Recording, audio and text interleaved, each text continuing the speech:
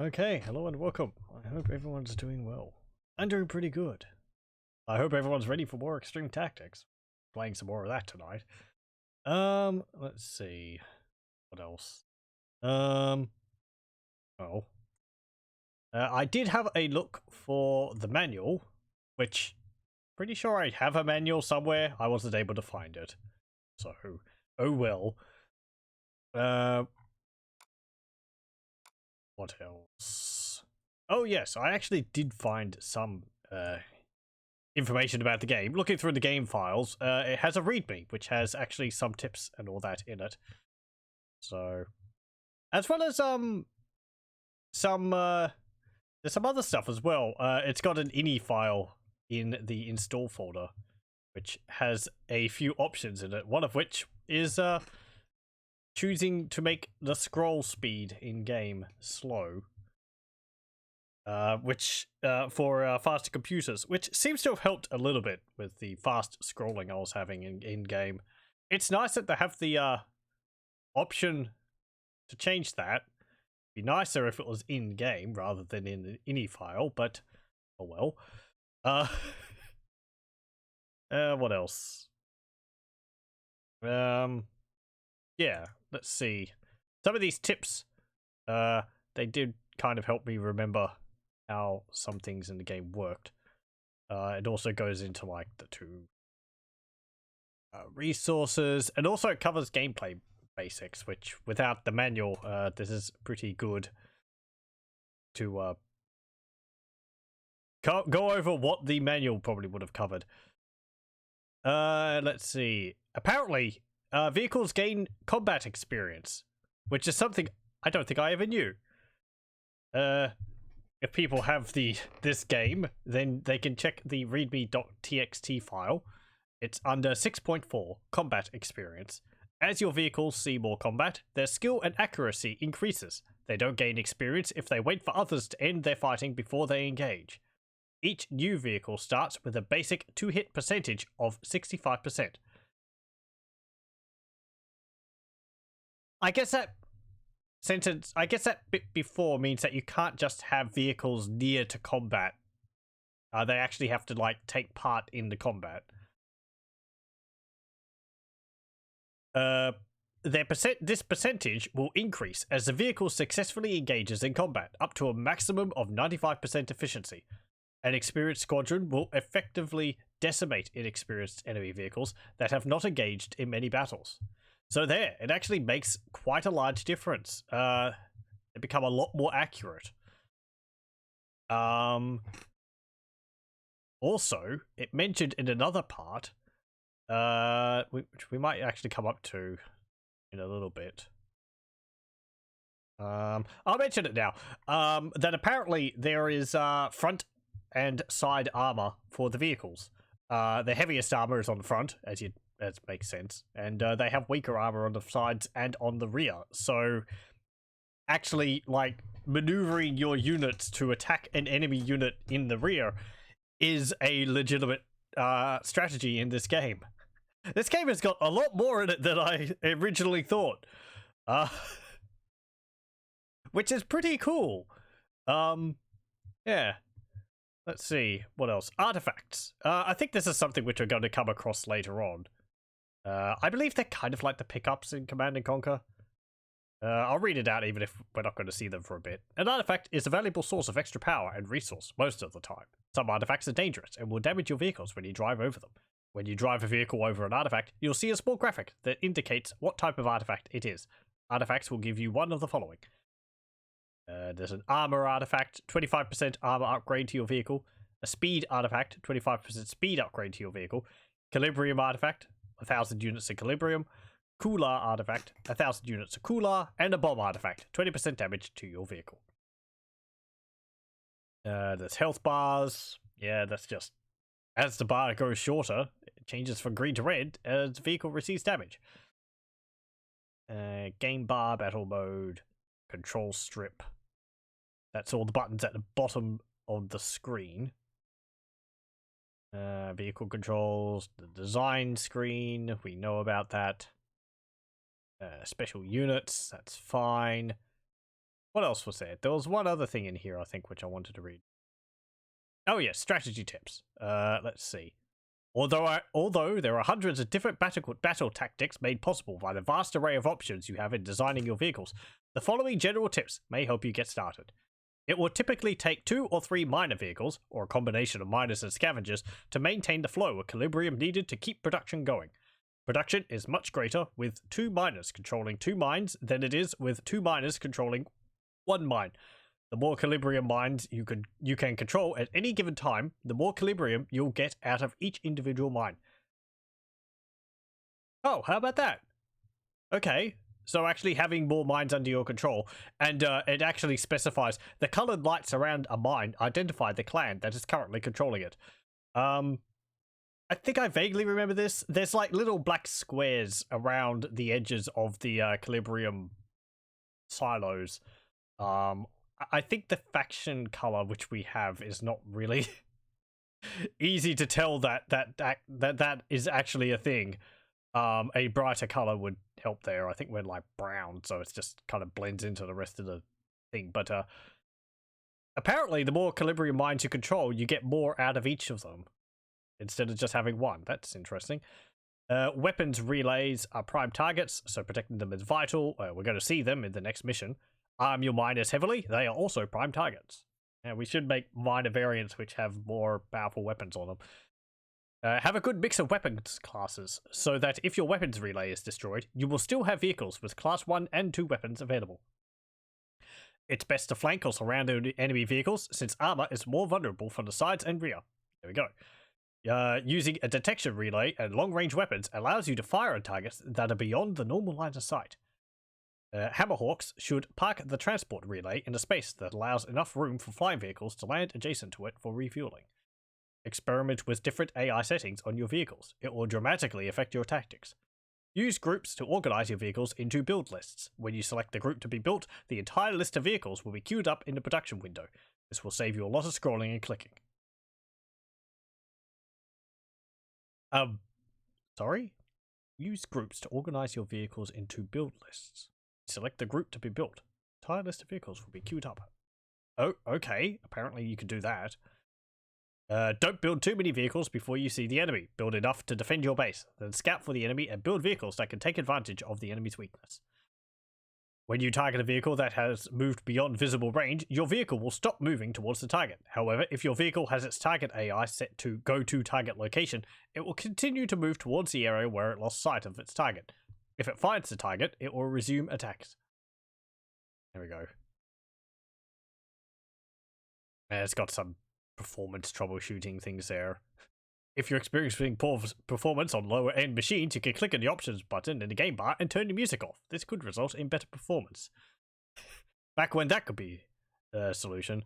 And the last part is detailing the et.ini file. So yeah. Anyway, I think I am going to... Well, we'll load up the game, but then I'm going to also play the cinematic for the level which we were up to. As a reminder, though I can play the game, I can't actually play the cinematics in-game because they use a media player or something which Windows 10 doesn't have, so it just fails to load them. I will load Bloodfox 4. I know nothing is visible. I will just pause as soon as I get into the level, and then we'll play the cinematic again, because we played it last time, but let's get a recap. Okay, there we go. So I'll turn the music off. There we go. Maybe my PC will run better. Right. I'll just load the video file up, and here we go. Excellent work, Commander. You do live up to your reputation, so far at least. Thanks to you, the Hammerhawks have been driven out of the polar wastes once and for all. Now it is time to press on into the water wilds and subjugate those sectors still under Hammerhawk control. My regional governor has reported a series of raids along his northern frontier. I want you to find the enemy craft responsible for these raids and obliterate them. Take a weapons relay with you and make sure to keep your head up. The enemy has been using flyers for these raids, so you won't get by just tussling on the ground this time. Go have a little fun with this one, Commander. I'm sure our Hammerhawk friends will be delighted to see you again. Okay, there we go. Apparently, they're going to have flying vehicles. Oh boy. I don't think the Bloodfox actually get flying vehicles. I think they're more like tougher ground-based stuff, but we get answers to it, so... Okay. Put the music back on. Yeah, because it has to load the music from the CD. I just heard my CD drive just wear up, so... Okay. And yeah, look at that. The scrolling is a bit slower. It's still kind of fast, but it's not as bad as it was.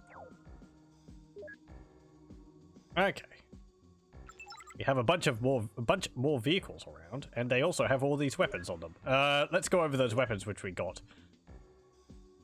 We got a number of new weapons. We have plasma rockets, which can attack ground and air. We have particle beams, which can also attack ground and air. It seems like it's just generally stronger than the plasma rockets. Laser guided missiles, attack ground and air. And we also have claws. I think claws paralyze targets. Well, that might be a variant of it for the Hammerhawks. I'm not too sure. I vaguely remember. I saw a screenshot and it reminded me of a weapon which sort of acts as a... either as like a snare or as a sort of an EMP to shut down a vehicle or something. And that's all of the new weapons. Don't have any new detection, shield, no stealth.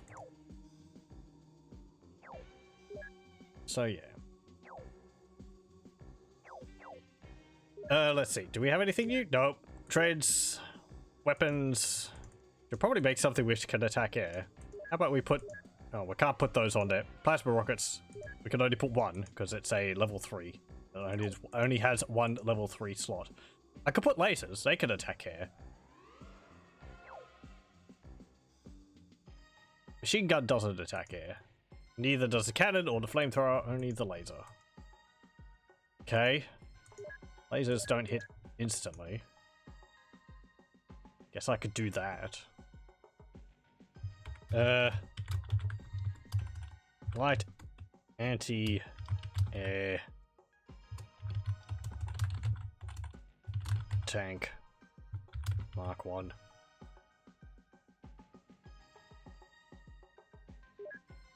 There we go. Okay.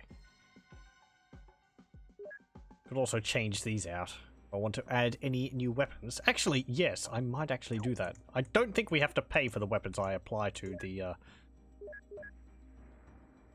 MCC, so we will actually give it some better weapons. Give it a whole bunch of laser guided missiles. Sure, I'll just deck it out with like all the most powerful weapons, I guess, if I don't have to pay for it. Yes. There we go. I don't think I pay for that. What else? Oh, special vehicles. Hey, cool, we've got a repair vehicle now. These are the, yeah, these special vehicles. Miner, scavenger, repair bot. This actually looks like the repair... it looks like the, heal bot from, Star Wars. The, Galactic Battlegrounds, the, Imperial... the Empire has some spare parts available. We have a detection relay. Weapons relay. Oh yeah, look at that. You can see the animation play. It's kind of neat that the little animation they've got going on there.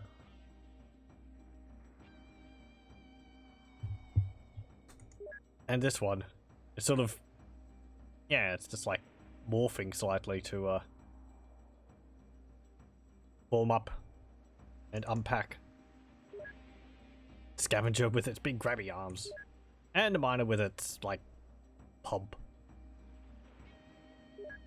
Okay, no, I don't want to save those changes. That's our weapons relay. I've got a claw on it and a flamethrower.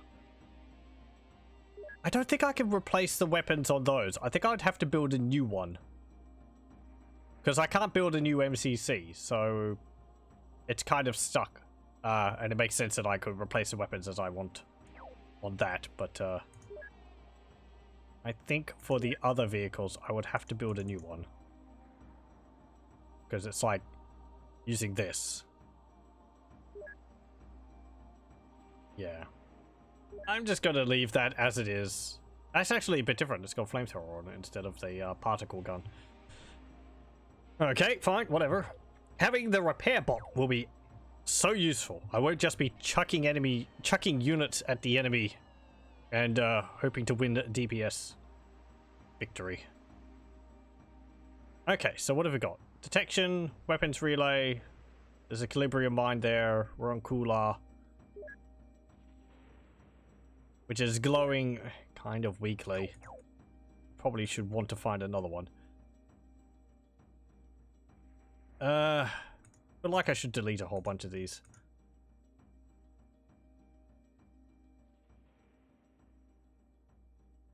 Actually, hang on. What was that thing that was talking about groups? Oh! That's what this is. Oh, okay.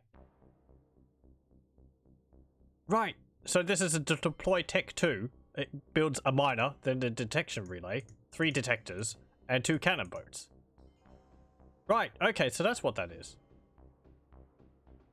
And then stealth unit tech 7, it doesn't have anything there. So I could do like new group, open this up. Let's see.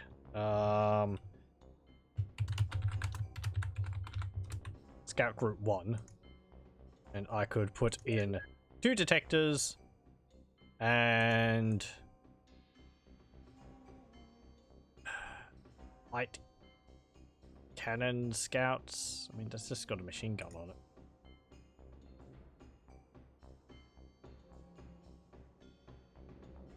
Let's actually remove that. And I'll put one of the hover radar scouts in there. Can I move these up and down?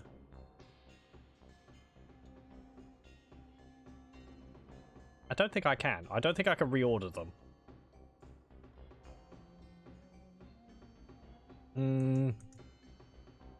Get rid of a bunch of these. I really don't need all of them, and they're clustering up my build list.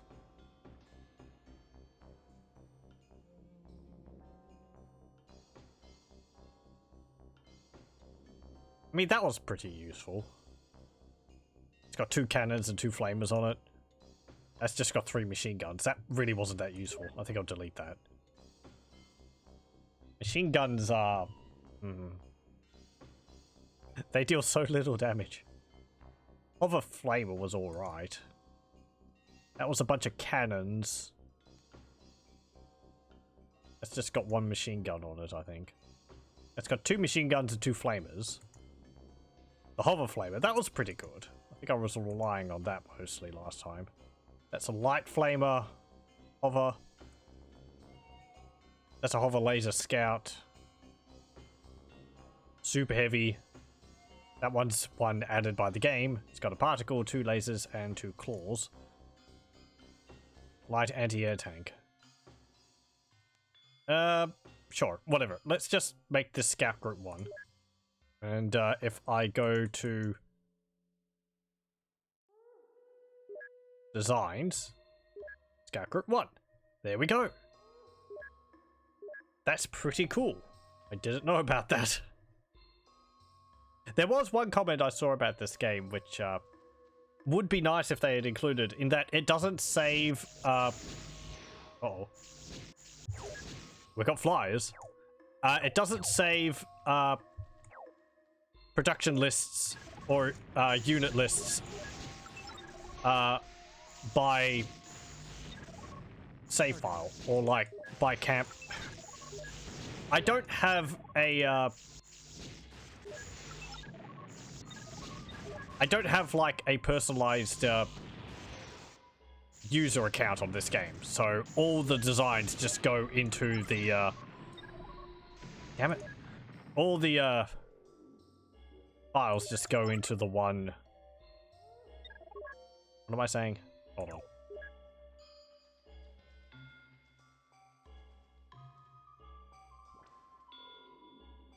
I don't have a user account on this game. Like, I didn't put in Mech 4 and it keeps my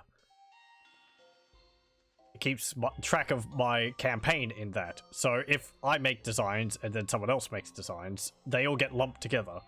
It doesn't specify, you know, one player's bunch of designs and the other ones. So I guess you could specify your designs via groups, but that's kind of a clunky way to do it. If you wanted to just build a single one, and you have to pull them from the designs anyway, so that doesn't really get around the problem. Okay, let's see. Yeah, I'm going to want to upgrade the miner. So it's got it's got 2 level 4 slots. Wish I had the manual. I know what these do. Oh, really bugs me.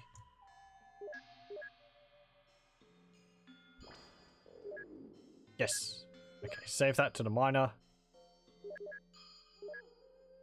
Build 2. Okay, we've got a cliffside there. Let's see.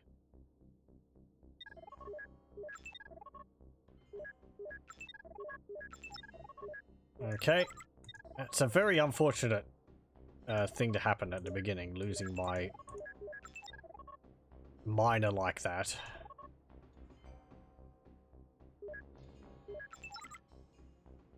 Oh, can you repair anyone? Don't think anyone's injured.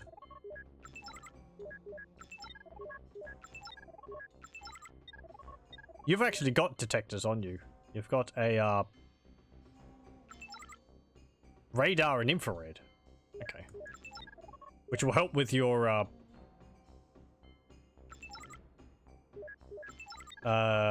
laser guided missiles.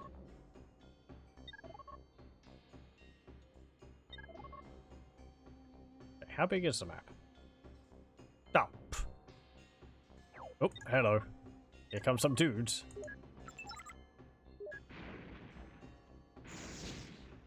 No! Leave them alone.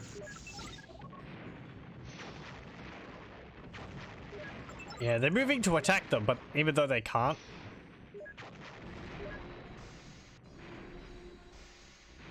I rather remember flyers being really, really useful in this game.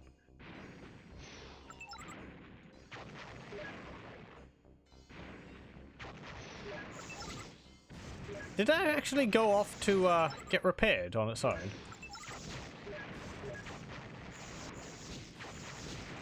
Maybe.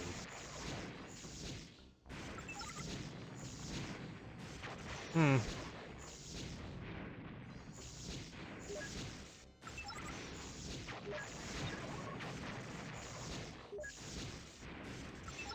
Leave my repair bot alone.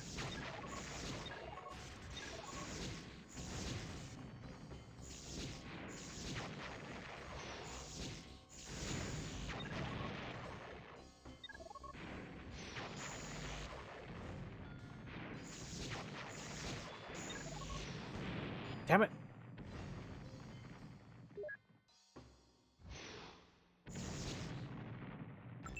Okay, well, once we build another miner, I'll build another 2 anti-air tanks. Then I'll need to build another repair bot. Don't think I actually have one in my list there. Okay, new repair. That's fine. I don't think I've got a repair bot in here. Miner, detection, assault, detector, cannon bow. Nope. Okay. So yeah, you could barely see. There's a whole bunch of little brown dots around the outline, around the edge of the Calibrium mine. That shows that I control it.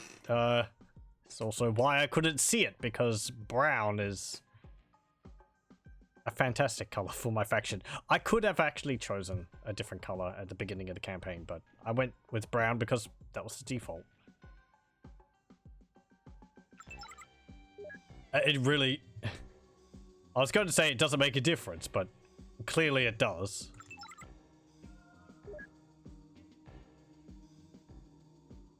Readability. Now let's build that. I'm gonna need a scavenger as well. I don't actually have a scavenger. Okay, scavenger. Weapons. It's 2 particle plasma rockets and a flamethrower.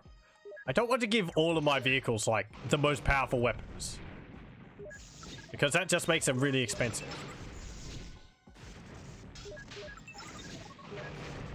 No! I feel like I might have to restart this.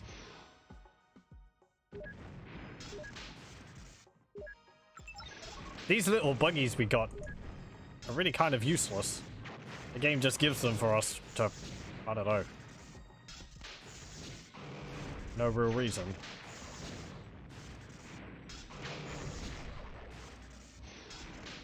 Also, they've got some kind of, like... Yeah. Some kind of, like, beam attack.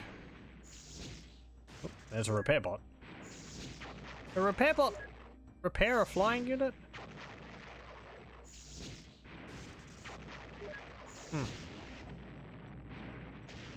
They're brown too. Both of our factions are brown. Okay.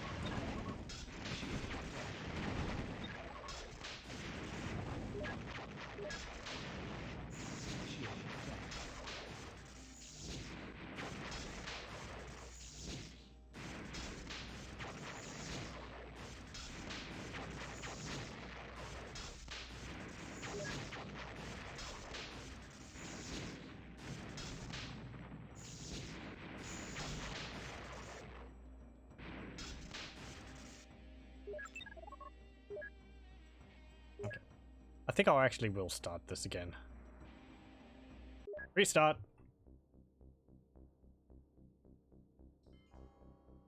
Okay. So, let's be faster on this. Let's see. I'm going to want...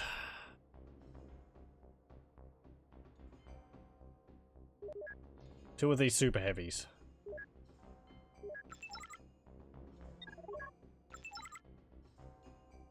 I think I'll actually build...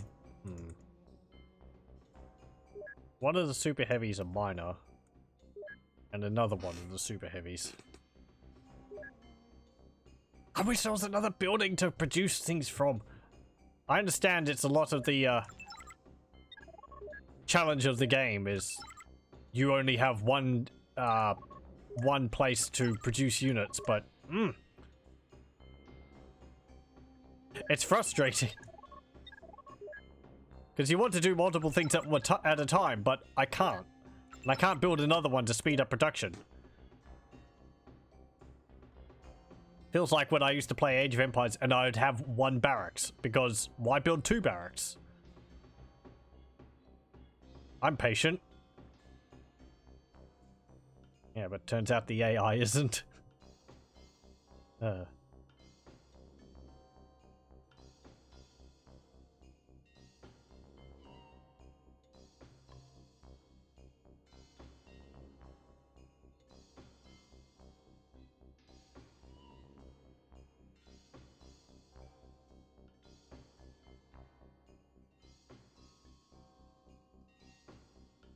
I think we're going to have to go find another cooler field.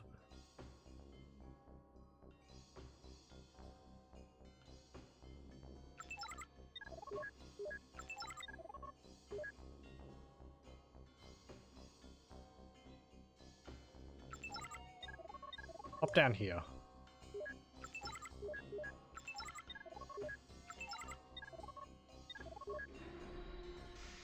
Okay, there's another vehicle with anti-air capabilities.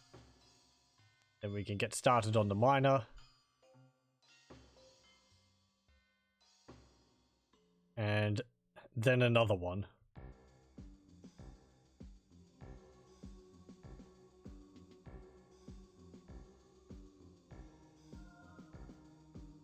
I'll build another one of these. Though we've got a radar there, but I'll build another one anyway.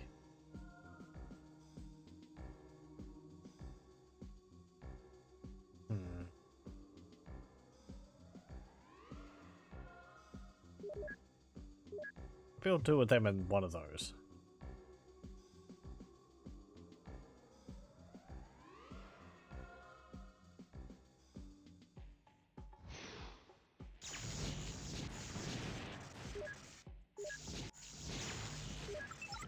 Okay, move up so that your lasers get within range.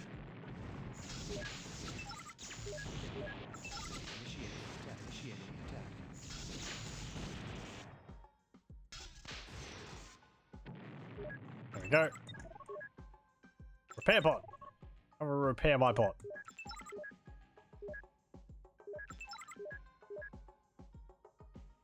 Or not. Looks like it didn't take any damage at all. Okay.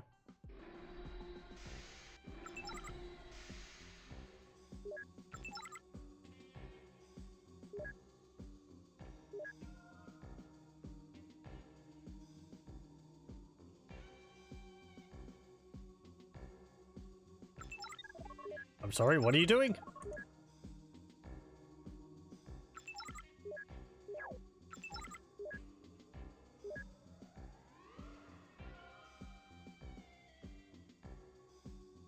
Oh, okay.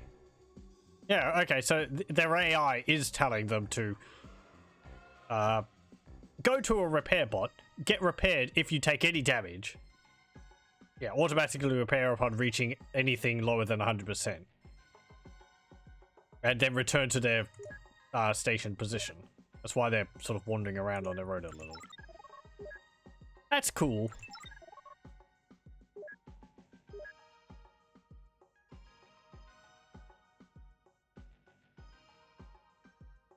I don't know whether I can tell this to, like,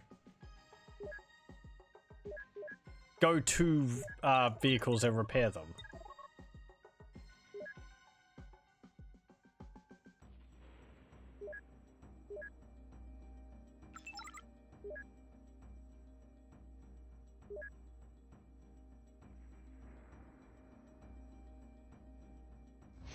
Nope. More enemies.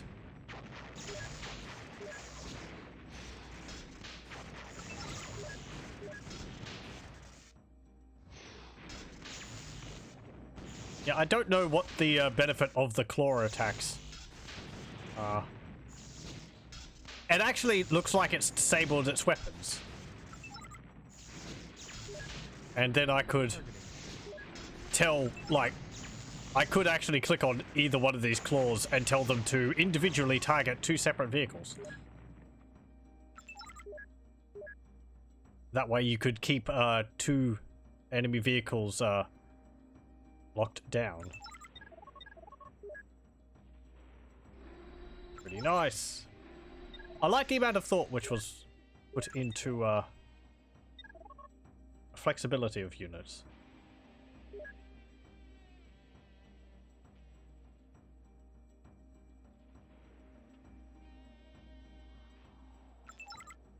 Just like, I don't know, being able to tell the different weapons to attack different targets is pretty neat. I wish it was easier to do.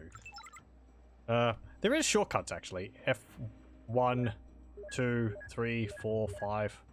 You can use your keyboard for that.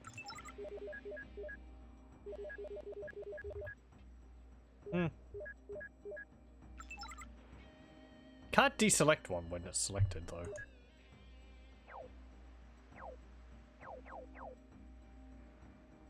Oh well.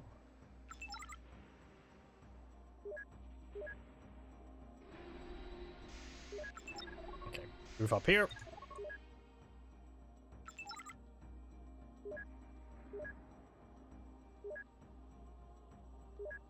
Nope. And also, like, moving in formation would be useful.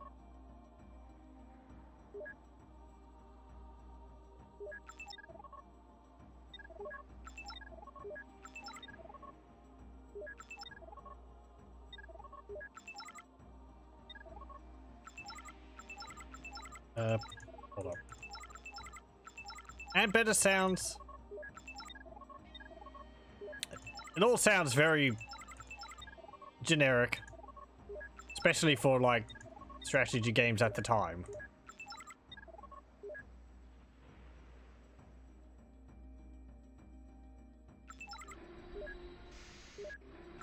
Okay, move up here.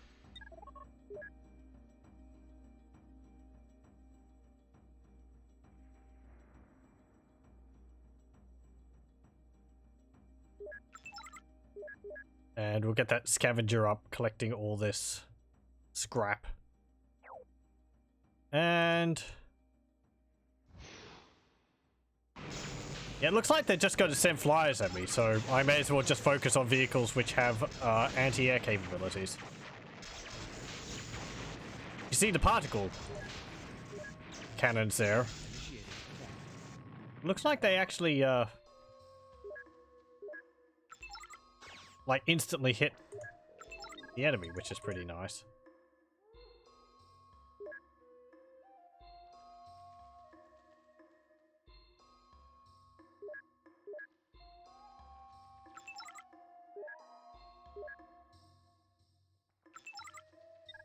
Okay, have a look down here. Maybe you can find something. Actually, send my radar.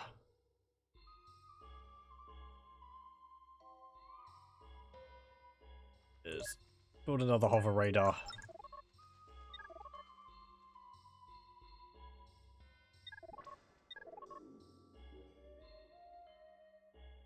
This already feels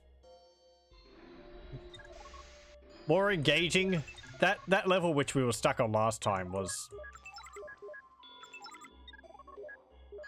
It was challenging, but it was challenging because I had so little to work with. Which is... well... Okay, there's that there. Might actually build another miner.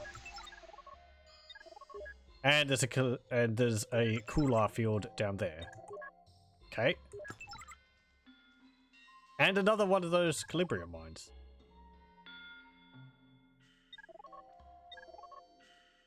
Luckily, the MCC can actually move over water. When it's packed up, it is a hover vehicle.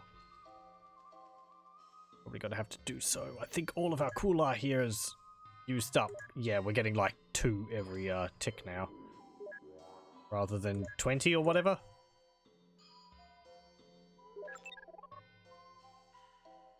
Wish I had the wheels. Please give me faster vehicles. These hovers and treads are so slow.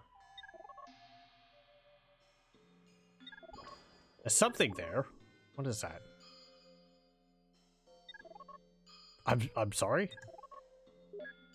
Like a hover vehicle with heavy chassis on it or something, is it? Oh yeah. It'd be nice if I could click on them to see what they had, but... yeah. I think that's called... instead of a talon... instead of a claw, it's called a talon.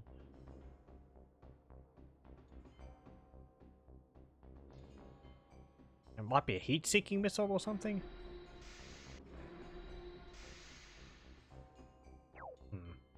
Once we get into the stealth and shield things, I think the importance of choosing which weapons you equip to vehicles will become more important. As it is, it's just sort of, well, I don't know what's got the best range, but for things like a laser gun, there are times when you're not going to be able to use it because you're going to have a what's it called? You got to have anti-laser defenses on a vehicle.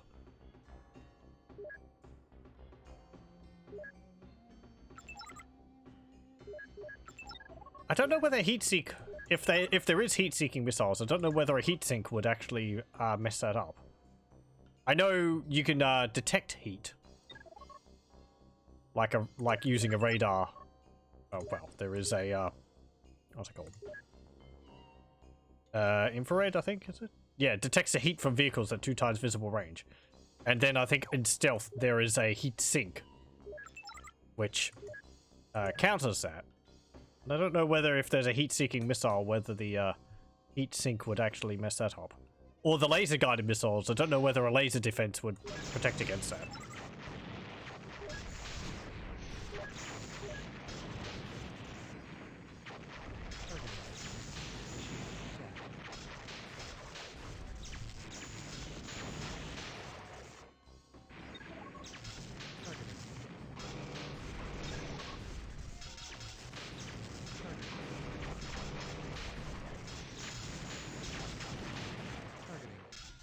Get him! There we go. Oh, I lost a vehicle. Oh well. Oh, right, and flyers. Do flies? I think flies are actually leaving debris. They can crash onto the ground and give me resources.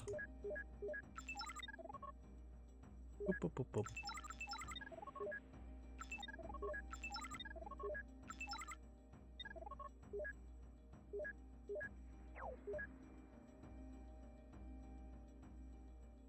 Okay, oh, that one's all run out. Okay, let's move you down here.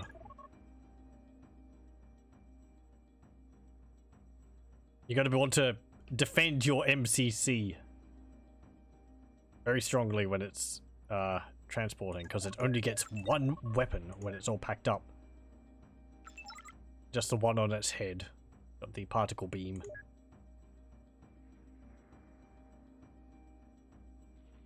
And it is so slow.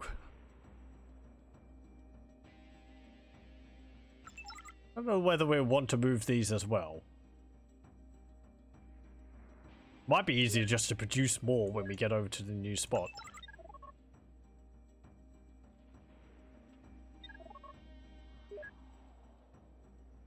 Oh, there's actually 2 on that island.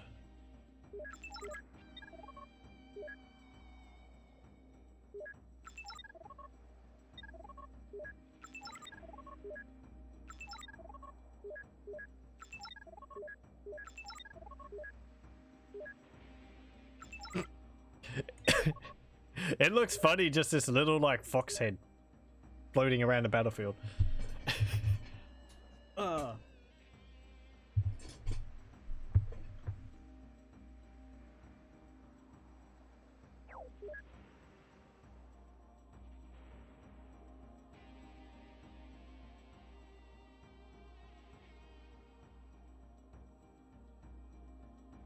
You're, like, trying to get resources from there? Come on. Come down here as well.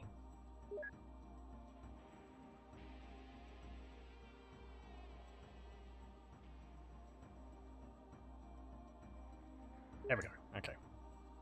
I can't actually select the MCC by clicking and dragging. I have to click on it directly.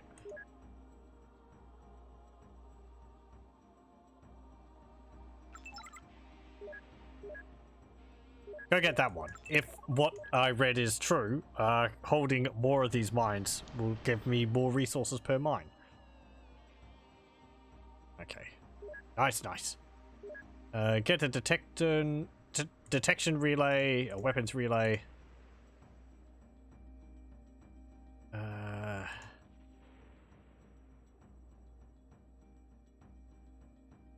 Where's my hover flamers? Yeah, give me 3 of the hover flamers. And I put the health on because I like seeing that. Okay. Yeah, this is. It would also be nice if I built these with hovers rather than treads. The treads are faster, but the hovers, they would be able to go over there to reinforce the MCC. As it is, looks like they'd have to go around here. Come to think of it, I should probably attack.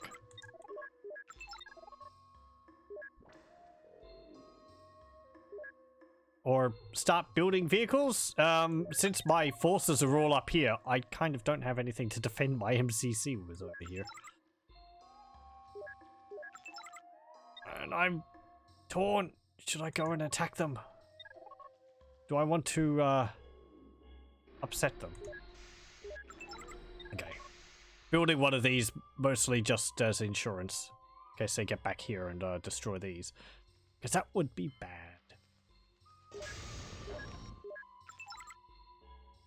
Okay, so you're there. Go to that one. Can hold 3 at a time. The wealth. Okay, and wait for these other hover flamers to be built.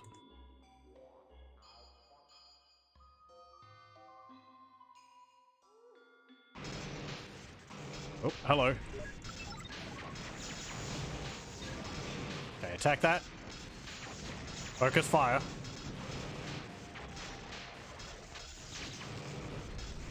They're actually retreating to a repair bot over there.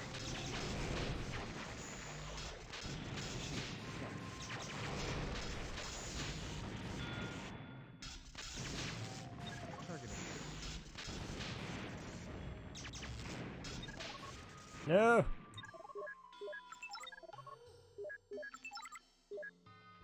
Okay. Lost like 1 vehicle from that, I think. Okay. Gonna hop over there. Rally points would have been so nice.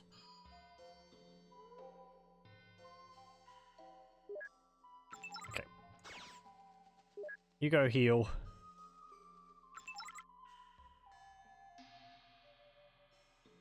And I think I'll actually design another vehicle. Let's see. So what did I have? Light anti-air tank. Yeah, I'll actually make this one, but we'll change it to a hover instead of a trade. That'll make it a bit more maneuverable. No! I did the bad thing! Yep. Get back on that field.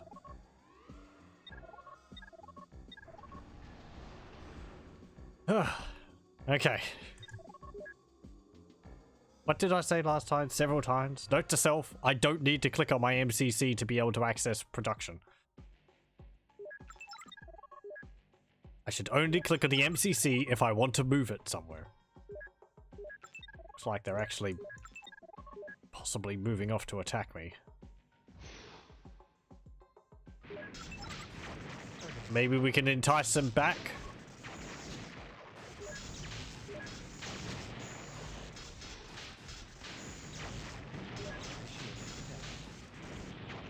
Or they might be refueling. I think the flyers actually have to refuel. Oh, hello. Aha! You have been... Oh, hello. No, they actually like bypassed my units.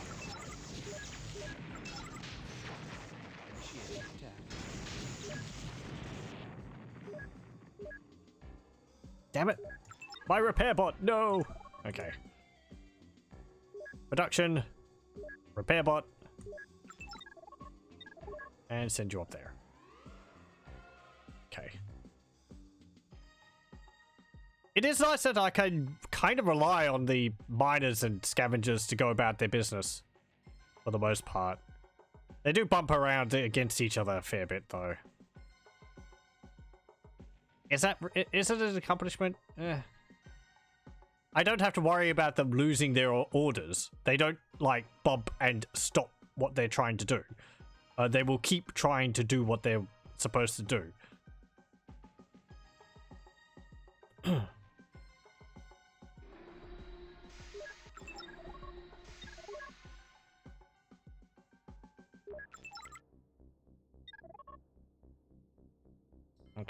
There's actually a cooler field down there. And I think a claw, if it disables the enemy weapons, it disables all of them. So it's just the entire vehicle is now disabled. Which is pretty nice. You only need one of them to hit to put an entire enemy vehicle out of commission. You can just make a vehicle with nothing but claws on it and disable all the other enemy vehicles.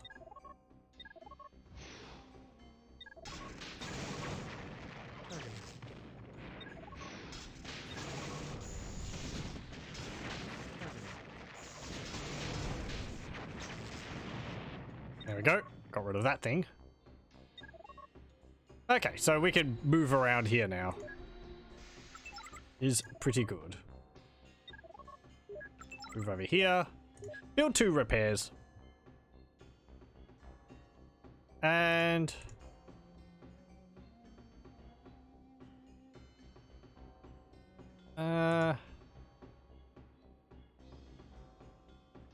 where's my flamer tank? That's not it. Hover flamer. There we go. I do kind of like the hover flamers. They're by design. Okay, move up here.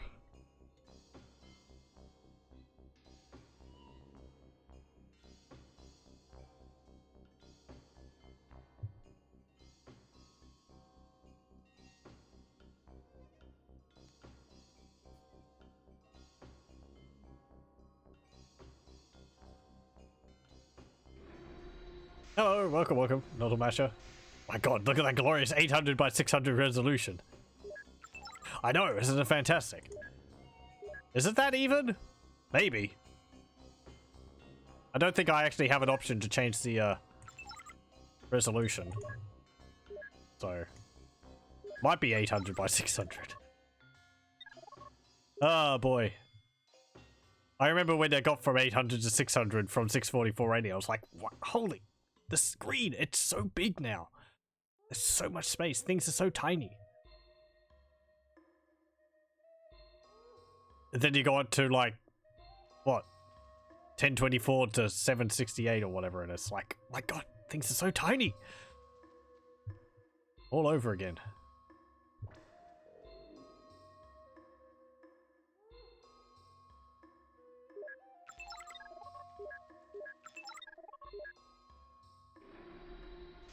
Lots of games use that resolution.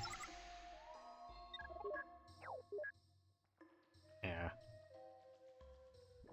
I guess it would have to be 800 by 600. It's a bit too big for 64480. Oh, sod you. That's quite a lot of them. Okay, higher.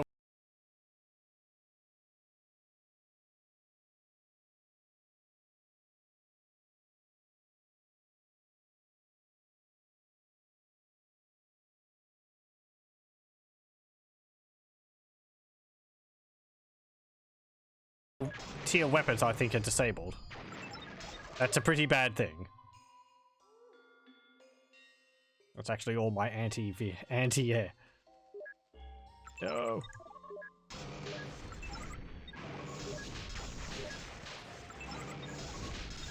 You get lasers. But lasers can't cut it.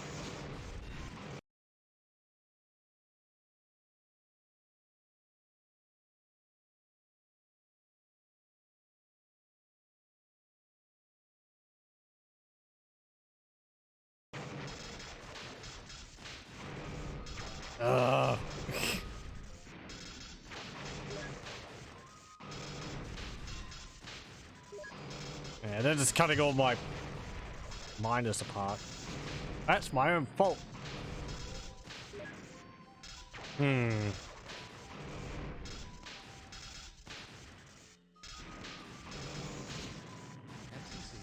Yeah. Let me see.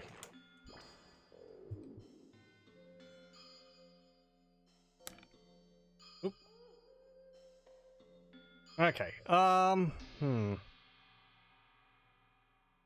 How mean, we've got a lot of resources, but we don't have the weapons relay. And if I produce one, they're just going to destroy it again. We're going to have to restart it. Oops. Okay, fine. So that went well up until the point when it didn't. Build a miner.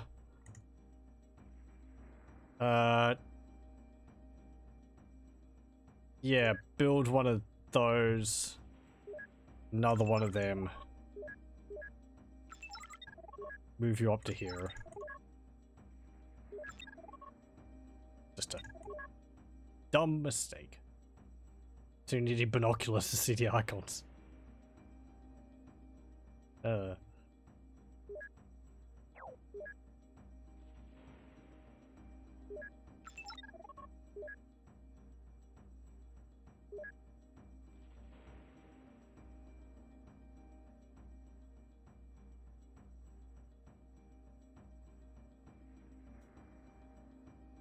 Okay, so if I get that up...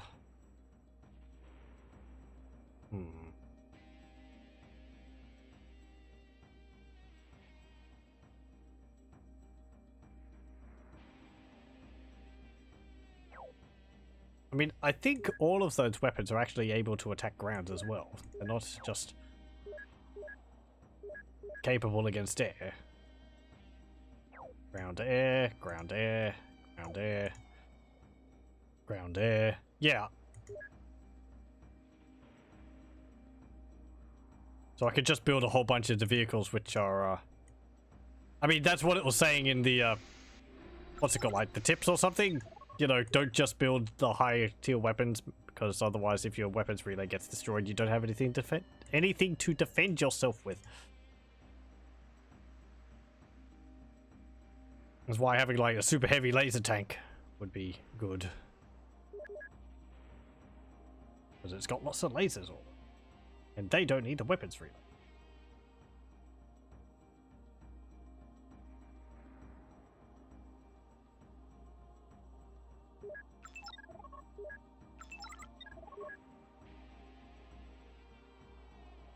Okay.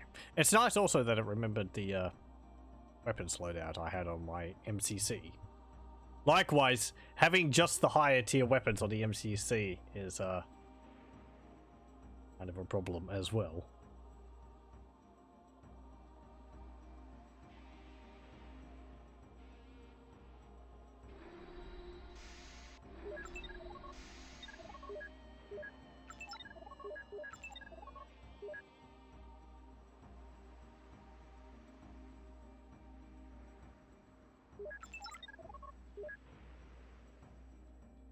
Again, it's like the basic ideas behind the game are pretty good, but if they just got a bit further with it, like if these weapons if these relays did more than just sort of sit around, that would be neat. They do act as turrets, but you're not going to use them as turrets.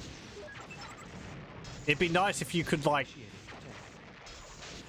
I don't know, put attachments onto them or something, and they could, like, just do something else.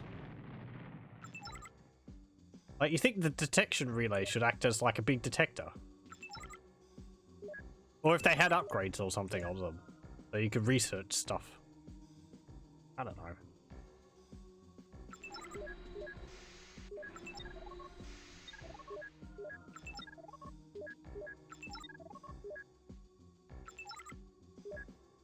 What did I just do? Don't click on the MCC, I don't need to. So we'll get 2 of these.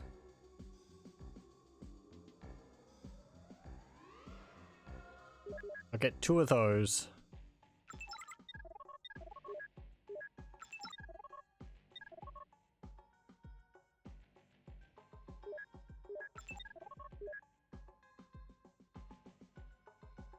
We'll get a scavenger. And a miner. Build list can be pretty long.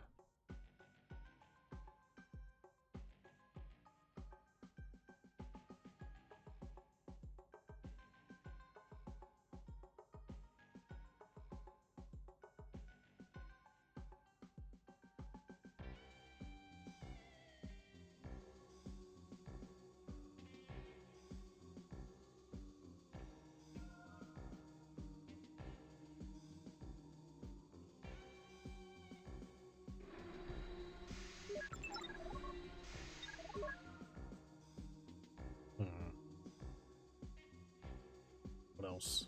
I was actually doing a bit of the Settlers 4's tutorial yesterday. I'd like to play some of that. It's a game which I had. I was never any good at it.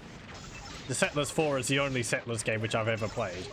And I understood, like, the economy aspects of it. And I could get, like, resource production up. But I was never good at the whole combat and sort of gearing up for attacking the enemy.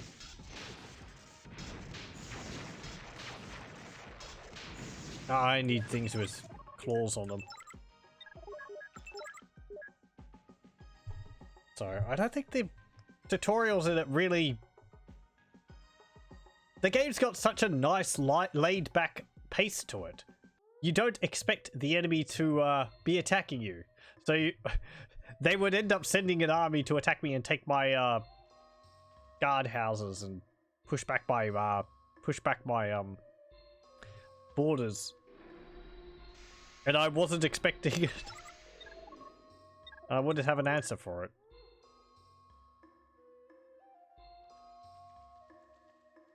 It's also a game where combat feels kind of weird.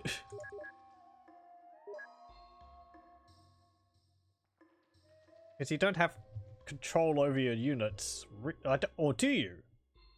Settlers 4, you might actually be able to select your attackers and actually directly command them. Not sure whether in the earlier ones you might have just sort of set a flag down and told them, and they would have gone to attack places. Anyway. It's a very nice looking game though. Kind of a bit too pretty. There's an awful lot happening on screen. I wonder how it would appear in the capture if I played it, because pretty much everything on screen is moving. You got like the grass wiggling and tree leaves blowing and little animals bouncing around on the ground, and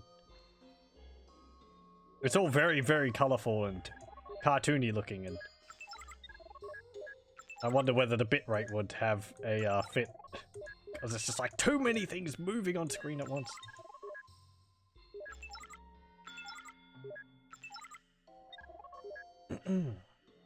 What else?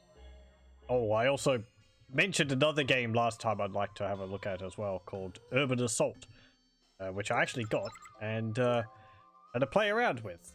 I managed to get it working. I had it in software mode. Controls seem fine. Speed seems to be maybe a little high, but that might just be the vehicles. It's got 3 tutorials with it as well, but I think I only did 1 or 2 of them.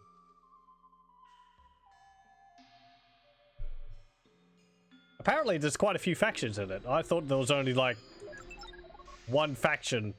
But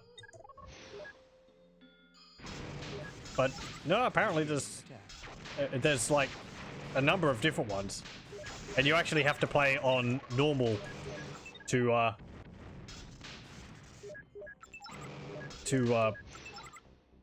what's it called? To come across, I think, 2 of the later ones. Because it's like, oh, you're playing on easy. Yeah, you don't get to experience the full game. Come back when you play on hard. Okay, I lost that vehicle. I'm going to want to build a replacement for that. Let's see. Super heavy, hover. What was it? 2 of these. Put an infrared and a radar. And a weapon in the middle. It could be a plasma. We'll call this Subhev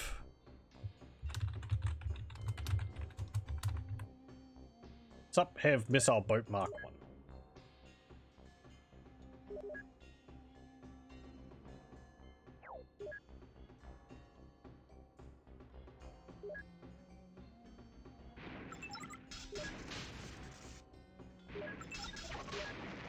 Why is there a repair bot coming over here? Well, that's my gain. There we go. Oh, it's so nice being able to repair my units.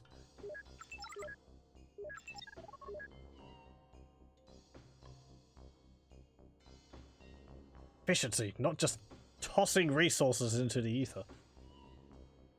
That's why I like playing as the humans or the Alliance in Warcraft 1 and 2 more than the Orcs, because they actually get healing. Makes things much easier. I think Orcs in the first one get, like, Berserk regeneration or something? Trolls get regeneration in Warcraft 2, but that's not really the same. Actually, I don't know. Warcraft 1. I was thinking the units might have a passive heal over time in Warcraft 1 instead of a heal on a spellcaster, like the humans do, but they might not actually have that. Played through the whole damn game. You'd think I'd be able to remember, but nope.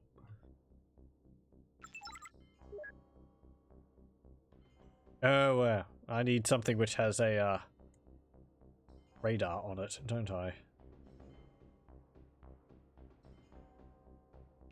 Okay. Up down here, discover those mines. And yeah, we're gonna have to go get that other cooler sometime.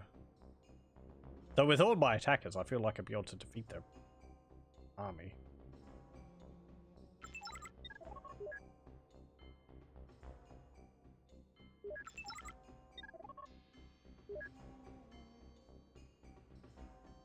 Okay, when this miner is done, we'll send it down here.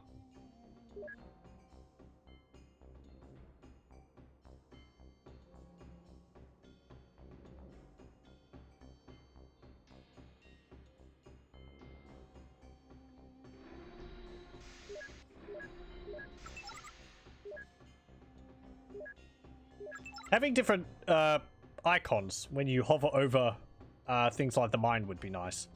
If it showed like a little mining or extraction icon instead of just the usual move.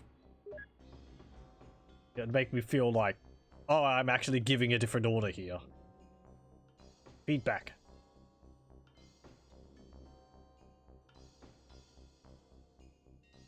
I know it's kind of pointless to mention these things. But, well, no, I mean, I don't expect the game to be patched. Obviously not, but, it's sort of, you know, notes for people who might be thinking of making games. Usability. User-friendly AIs. User-friendly UIs. Very important, not AIs. User-friendly AIs, they could be good.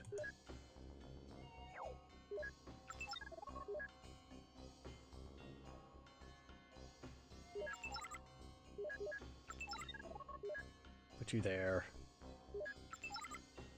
And so we're getting 2 of these super heavies. They've got the claws on them.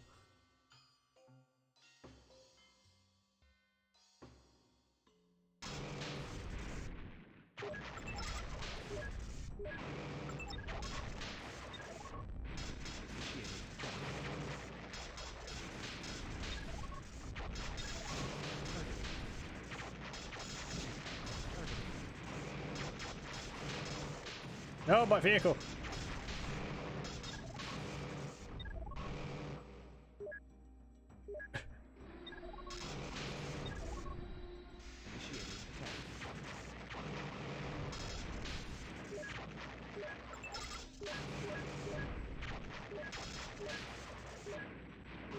I also can't click and drag if there's like debris on the ground. If I start clicking over debris, it stops me from clicking and dragging a box. I have to click only when there's an arrow, not when there's a little targeting crosshair. That's annoying.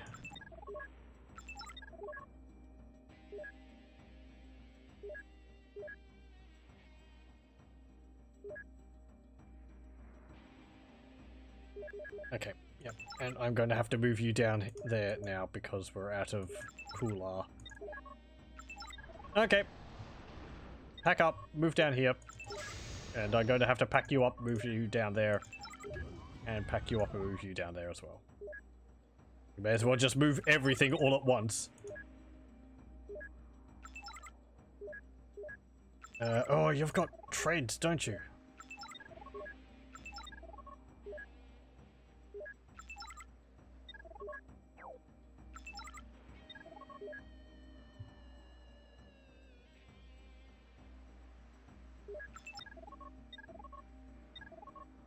This is also another situation I am quite vulnerable in because my, since they're not deployed, I can't make use of my better weapons. They don't take long to redeploy, which is nice.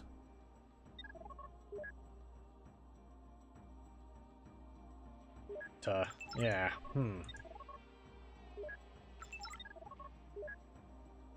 Okay, move up to here. If they send a miner, I want you to go deal with that.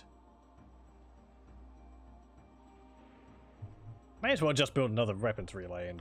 I mean, that's what I said last time and I should have stuck to it.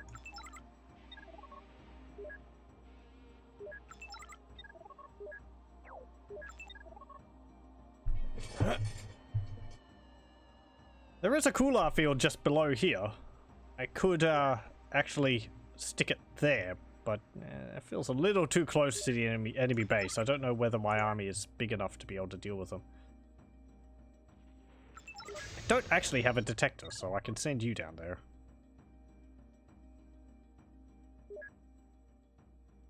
Okay, and when you unpack, I want you to build another weapons relay.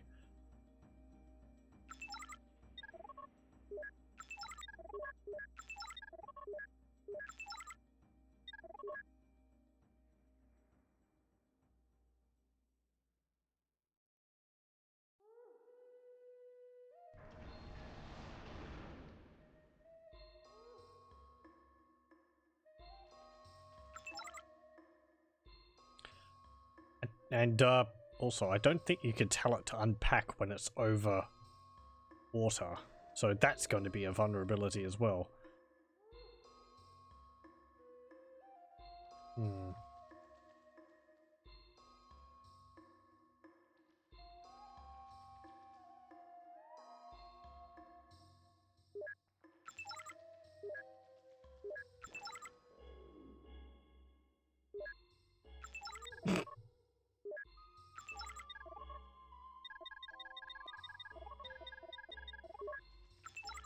No traffic jams.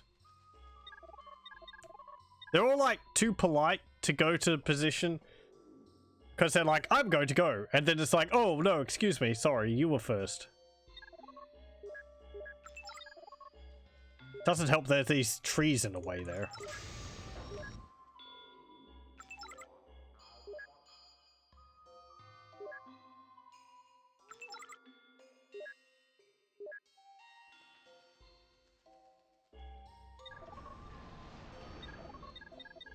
I was trying to shoot the tree.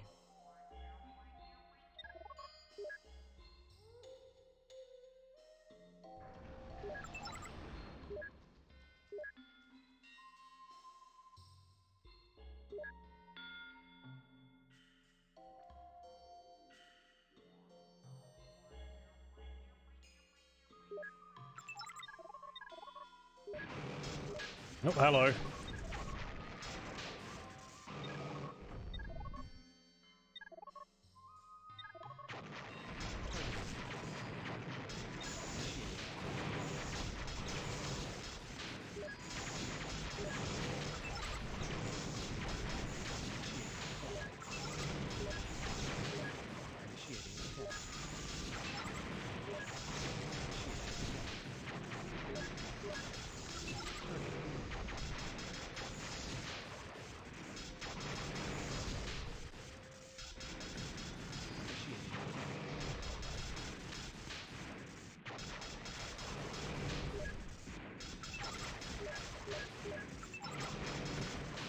No, my vehicle.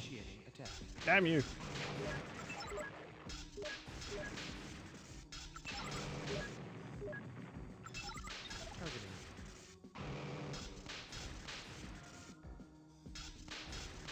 Who will win this battle of lasers? Hey, victory. But at a terrible cost. Right.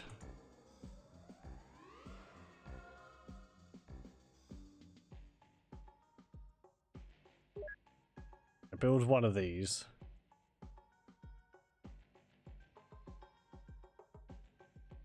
And build 4 of those. Oh, you're actually too close to the edge of the map to unfold. Here.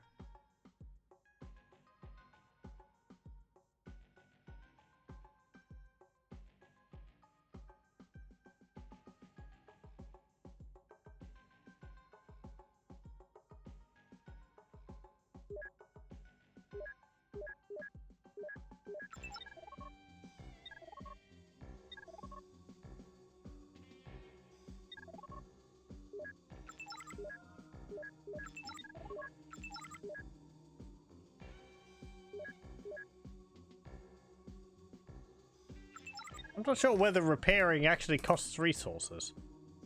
Probably does.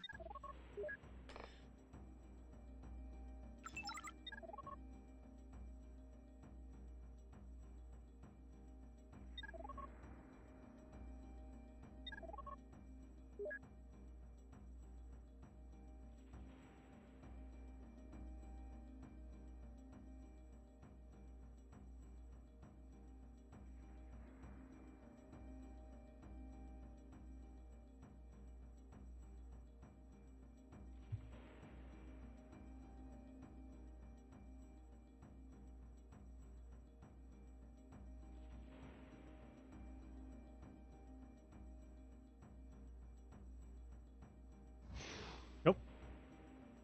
Ow. You're attacking that. Initiating attack. Been happier if you hadn't, but oh well. Targeting. Initiating attack.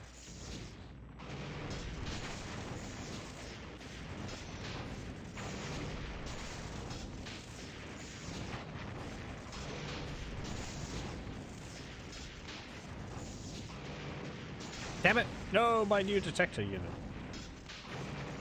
There we go. Had such little problem destroying it last time. There's a unit down there, and I can't actually... There we go.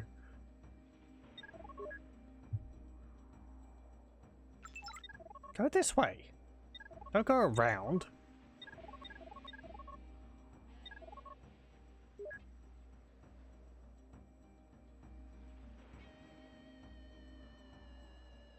Pathfinding is fine for the most part, but does seem to be some situations it makes odd decisions about. Okay, and I'm gonna need another one of those yeah, super heavy missile boats. Oh boy.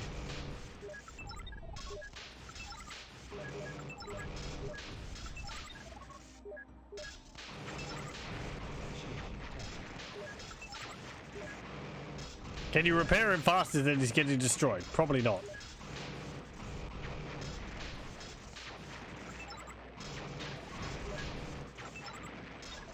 Quick! Distract them! You are actually keeping him alive. That's kind of impressive.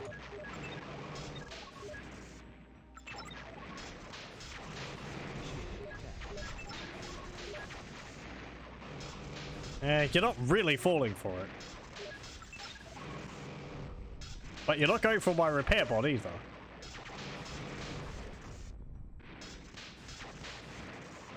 So we can just do this.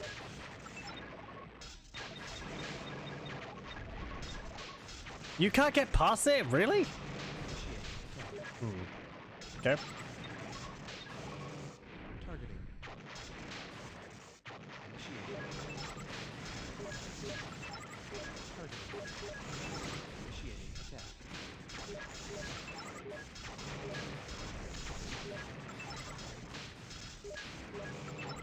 Targeting. Oh, repair bot.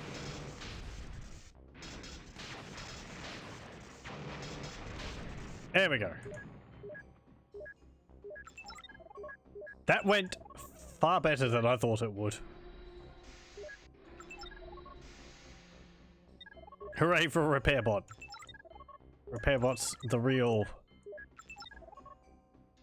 MPV of the match. MVP. The other way around. Could do with some more cooler, but that's just a matter of time. We're actually running out there as well. It looks like it's getting a little faint there. Yeah. Okay. Let's see. Not Bloodfang. Bloodfox. 4A. I'll just make another save for the level.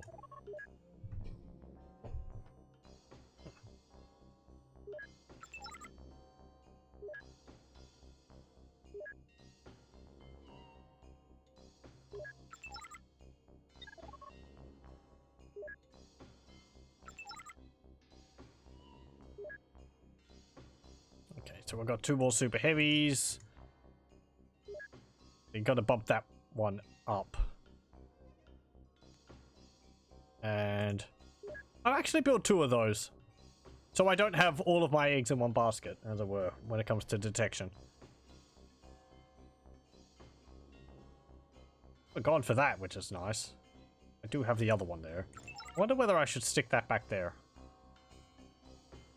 Kind of want it to be close to my MCC. That way they'd be able to cover each other. Instead of them being like, I don't know, coming down this way and being out of range of it. That's actually a good point. But if I put it closer, it's going to mess up pathfinding for my miners.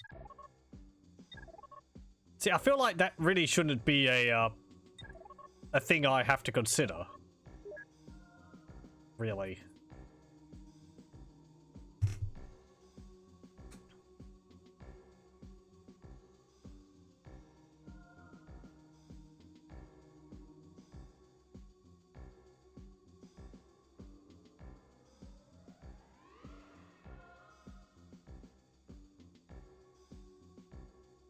Are things stuck on a grid on this, in this game? I don't know.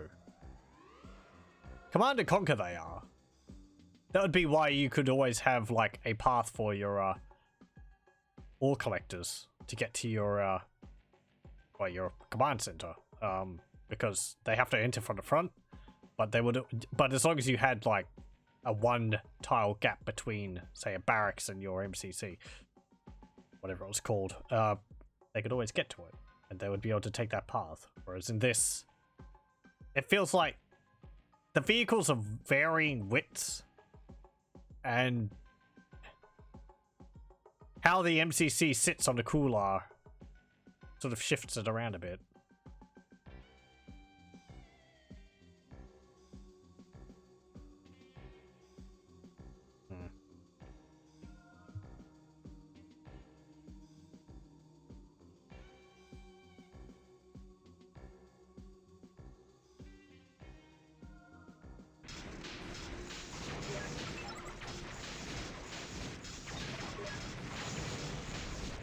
No, repair bot! Oh no, repair bot's not dead. Probably going to be soon.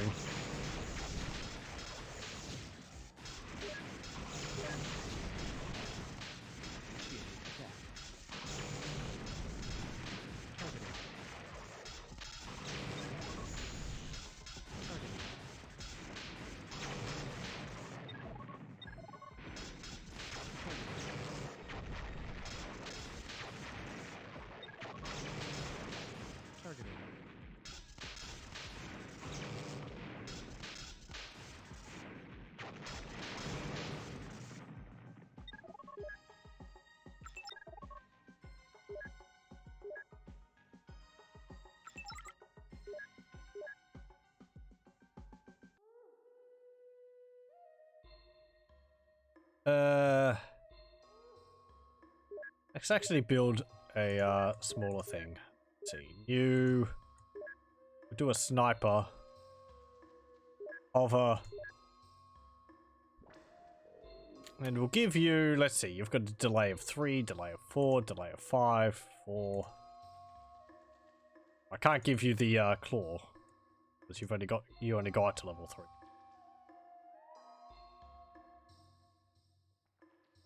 I'll give you a plasma rocket, and I will give you. Well, you can only have a machine gun on the other one, so I guess that's fine.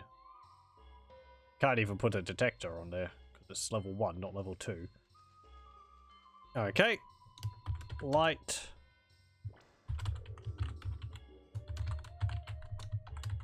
There. Everything I make is just Mark 1.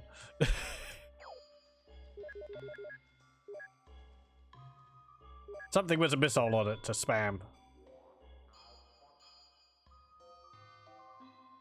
So it's reasonably fast. In production as well as just general movement.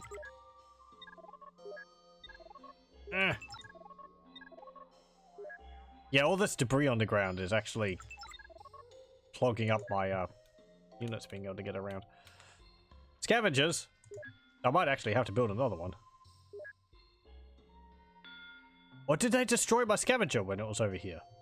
Oh no, there you are. Might actually build another scavenger. Or 2. Okay. Get over here. There's a weapons relay. Could destroy that. That would get rid of their higher weapons capabilities. It works against them just as well as it does me. There's also the fact that the health bars are hidden by the units. That's a problem.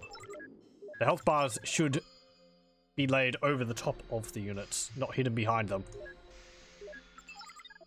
Because for some of them, I can't see whether they've actually taken damage because I'm like that. The unit itself is actually hiding the edge of the health bar from me.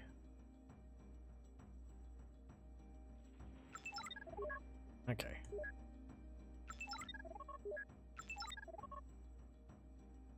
Looks like I'm going to have to go through there.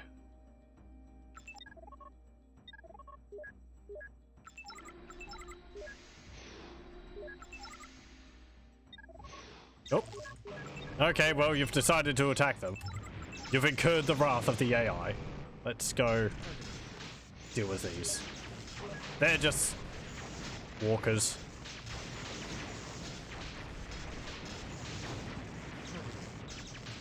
Yeah, get out of here. There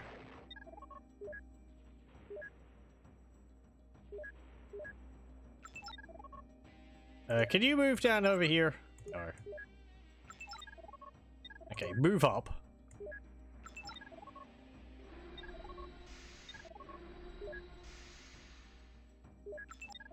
And then you can get repaired.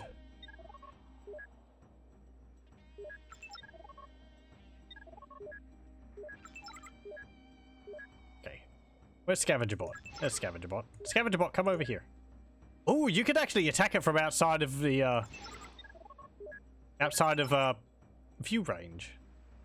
The game did mention that. So having those detectors on the laser guided missiles is pretty nice. As long as I have one nearby, it would be able to attack them from a distance.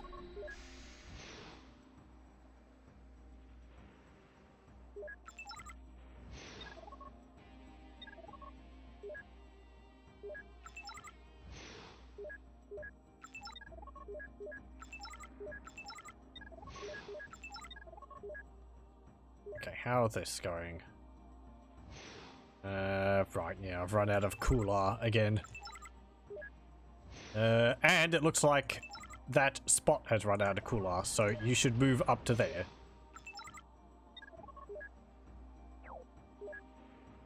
I'd assume a repair bot can repair a, relay. Don't see why I wouldn't be able to.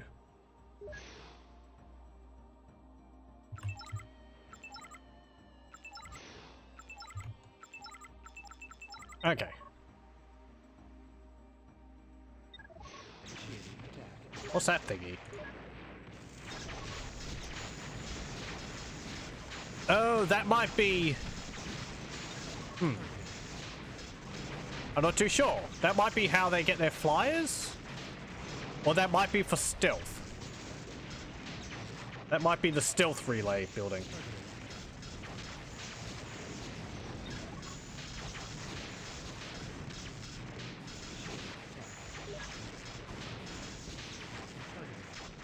Go, go, little missile boats.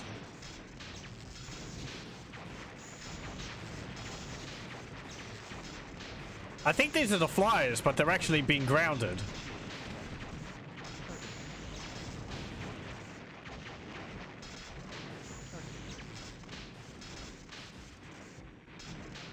So if they have flyers and I get rid of the building which allows them to fly, they just sort of hover around on the battlefield. Okay.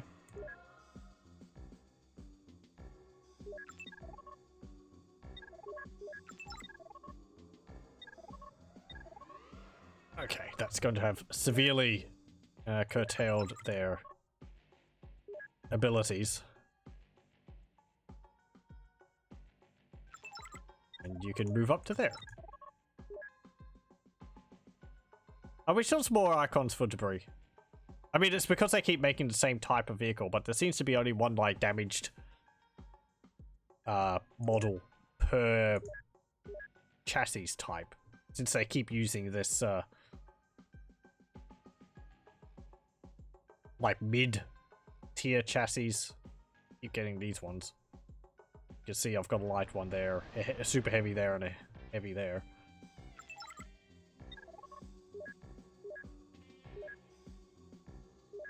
Okay. Cooler. And can you repair, please? Okay. No, they got rid of my 2 detectors. Oh well. Okay, move up here.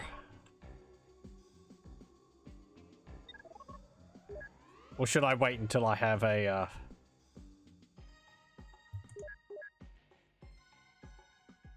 Okay. Ooh, hey. Initiating attack. Well, attack their weapons relay. Yeah, get rid of that.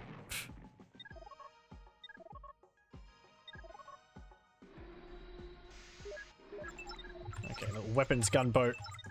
Move up here. I mean, attack them. They're only going to be making use of, like, their weaker weapons, so... I don't know if the AI would make more than 1 weapons relay. What have they got on their MCC up there? Claws, lasers or cannons? I've only got like 2 cannons defending it. Okay.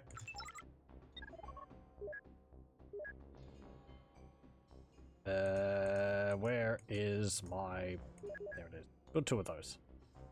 Though I think we might just attack them and get it over and done with. If this is all they have left. And they've got no cooler there, so it's not like it really matters.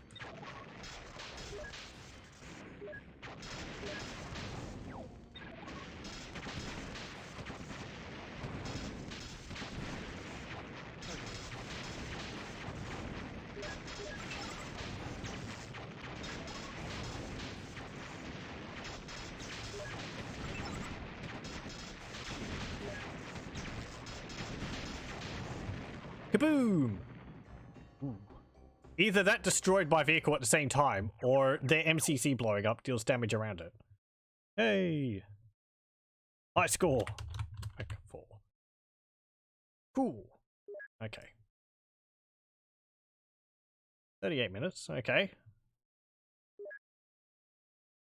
Right. And again, it's going to load the next mission without the cutscene, so I'm going to have to go and play that from the CD. Okay. Start. Pause. This is Bloodfox 5. Save. Turn the music off. And then I'll go get that cutscene. No time to revel in your Yes. I'm gonna have to wait a moment. Okay, yes, I know VLC players. Okay. No time to revel in your most recent victory, Commander. I'm sending you north to assist Commander Heffron. He's having a great deal of trouble eliminating the Hammerhawks from Sector 5. Frankly, his ineptitude surprises me. Heffron was my best commander before you came along. But he's gotten soft lately, and I don't want to lose an entire sector just because he's too proud to call for reinforcements. I want you to go help him clear the sector of enemy troops. You haven't met him, so I'll warn you up front that he's an arrogant little snit and will no doubt resent your help. But if he bristles at you, just tell him you're following my orders and ignore him. I'll deal with him later, once you've pulled his sorry tail out of the fire. Okay. There's a reasonable amount of character behind them. Behind this one dude who's talking at us. Oh well. Okay. Let's see. What have we got? That looks like more. It sounds like we're going to be playing with another character, with another AI on our team. Got those repair detector relays all the way up there, and we don't have a weapons relay. Do I have any new anything new? Let's see. Super heavy. No new platforms. No new weapons. Ooh, we have got shields. Anti-magnetic shield. Shields against missile cannon, heat seeker, missiles, machine gun, and cannon. Okay. Force shield. Shields against plasma rifle, positron emitter, plasma rockets, and particle beam. Spectrum shield. Shields against laser, photon, mortar, and laser guided missiles. So it does actually protect against laser guided missiles. I like it's like it's just basically a giant mirror. It's like what they have in those laser chess boards. Don't know what this is supposed to be. Just a big spike. Some kind of big anti-magnet thingy. Okay. Detection's all fine. And that. Okay. Okay, so we've got a few shields.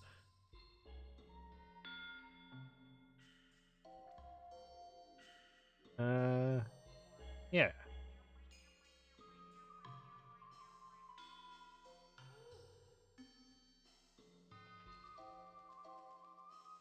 I wonder if you have 3 of these on a vehicle, would it be immune to everything? I mean, not... Is it immune? I feel like the shields would collapse after a while. I don't know whether they give complete protection against it or not.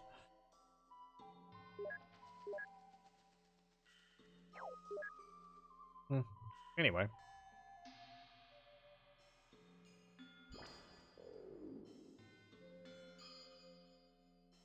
Let's see. Missile cannon, heat seeker, missiles, machine gun, and cannon. This is where having, like, little visual icons for what those are would help. I mean, that's like all physical things. Like, things which shoot bullets. Heat seeker missiles. Maybe there isn't a heat sink. No, that would be in stealth, so it wouldn't be a shield. So that's like physical attacks. This is like energy attacks. And this is, yeah, laser. Laser guided missiles. Heat seeker missiles. Oh, okay, there's a difference there. Do I have 2 different things there? Let's see. Plasma rockets, laser guided missiles. Plasma rockets probably would fall under the force one, wouldn't it? Yeah. Laser, yeah. So plasma and particle beams would be under the same shield, I think. Laser guided missiles under the laser. Machine gun. I guess flamethrowers. Flamethrowers might be under the force shield as well, but it's like plasma. Cannon would be under machine gun. Okay. Righto. Oh, we're gonna have to find a what's it called? Find a mine.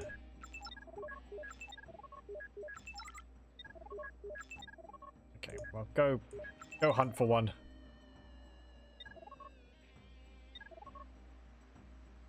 There's one.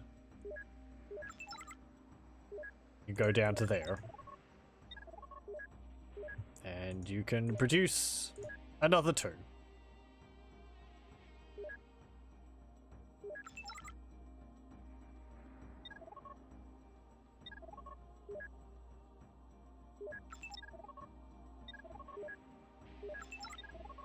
Could you go over that way?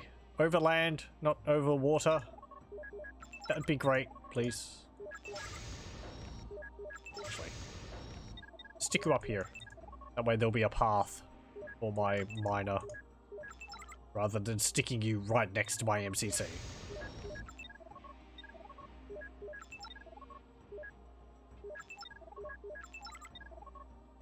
Okay, there's another cooler field down there. We might need that soon. We're running out of it under here. From the looks of things. No, I don't want a detector. I want a weapons relay. Oh. Another Calibrium mine up there too.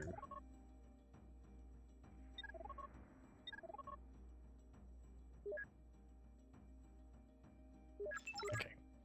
Yeah. Start mining. Or pumping or whatever you're doing. Still feels like it's a giant pump. Rather than like a big drill or something. Okay. Go back over there, reveal that mine again so we can stick this one on it.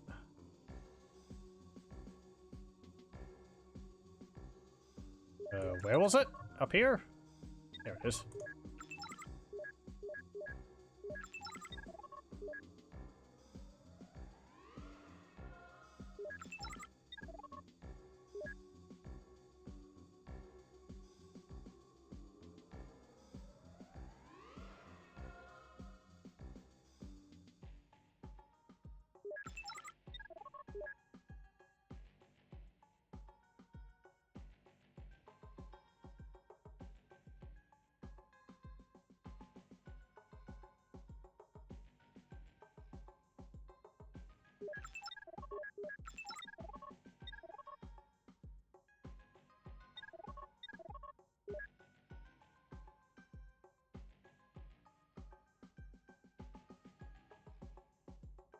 I think they carry maybe about like 800 to 1,000 Calibrium per trip.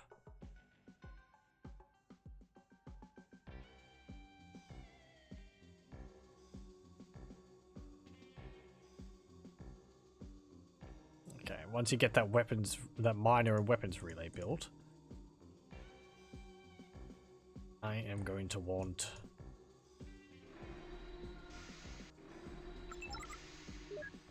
you can go to that mine as well.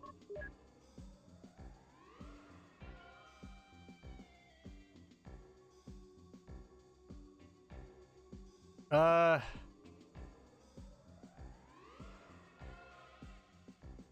think that's a bit expensive. Might build some of these.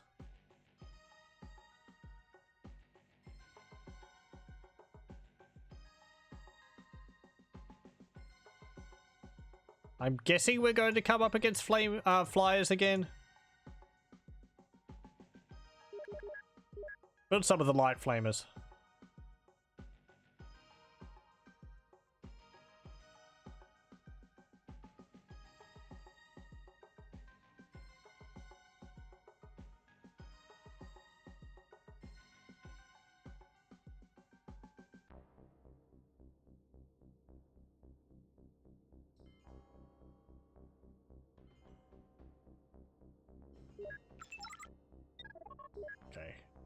divide you up.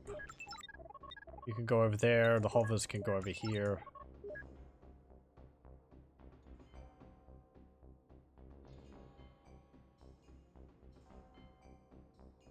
Weapon relays up. Send it over here. So we don't really need it with our life flamers, but oh well. We'll have one ready. It does activate the weapons on our miners and our MCC. There we go. Yeah. Head off up here, I guess.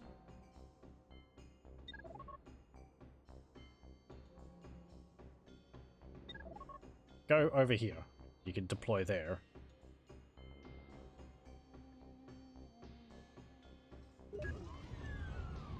There we go.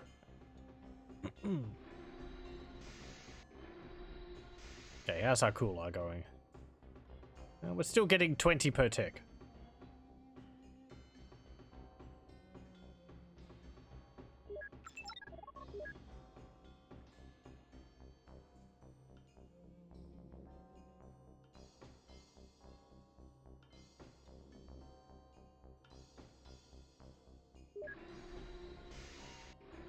Build one of these.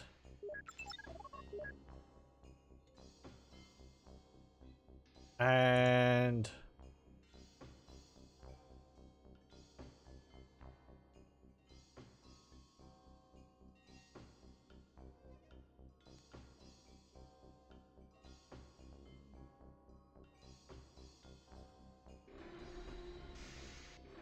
there.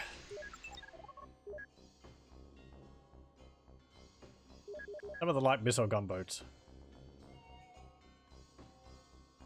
We just overwhelm them with light vehicles.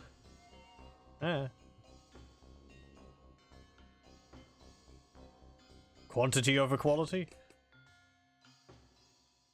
Why are you going around them? Go that way. Not that way. Whatever. Okay, let's see.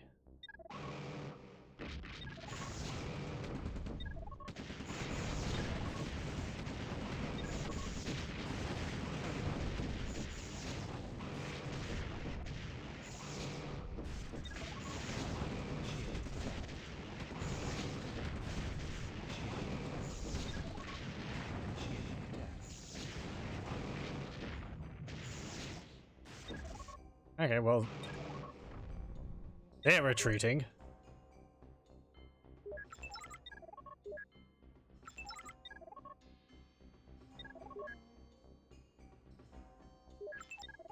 Probably going to get repairs.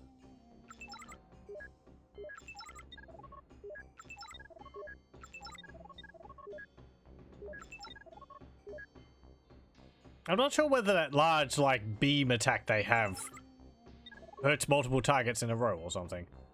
Kind of feels like it does. Or it looks like something which would do that. Come on. Can you repair?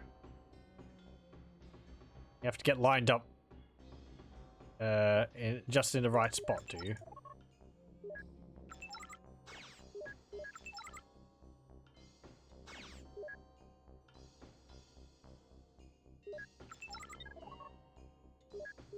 There we go. Okay.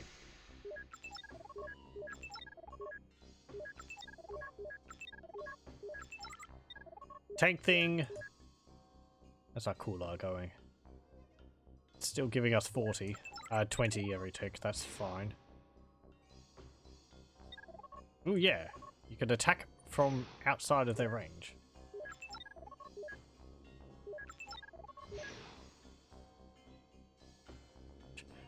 If they're not going to come and attack me because I'm shooting them, then take advantage of that.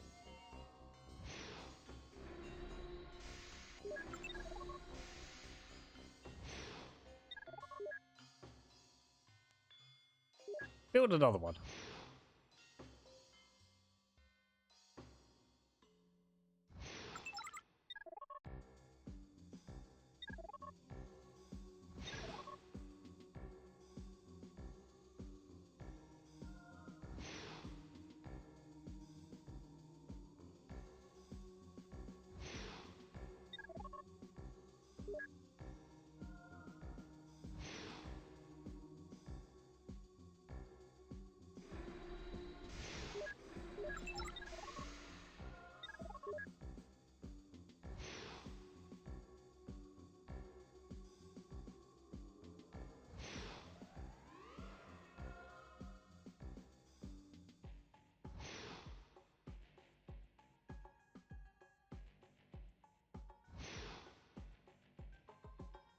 Okay.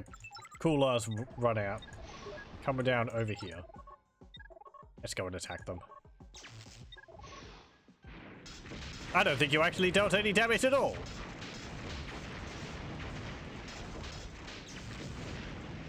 Are you just that inaccurate, or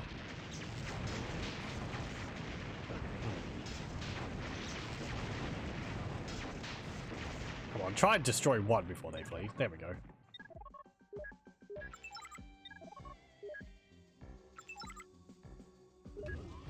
Okay. You can move down to here as well.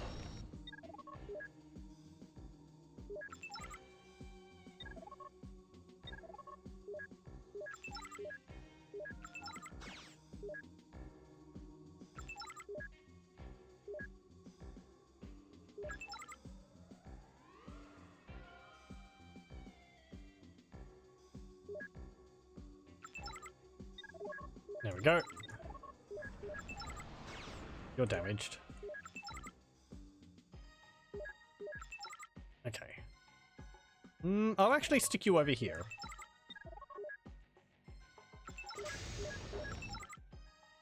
Move them one at a time. Deploy the detector. Just so that we can see if anything's coming. And then we'll move it after we've moved the weapons. Relay over. And I guess we build a scavenger.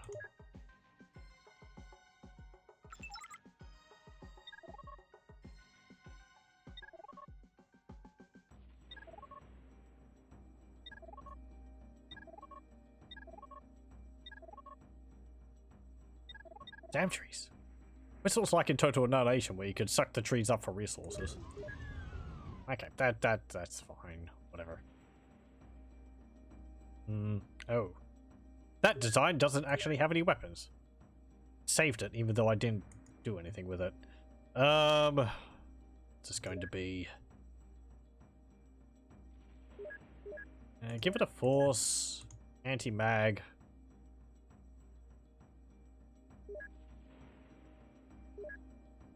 And you can give it...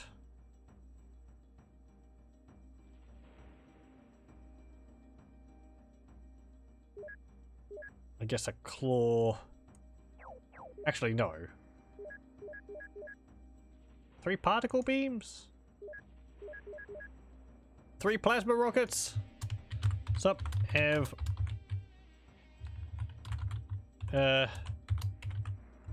plasma... boat. There we go. Mark 1.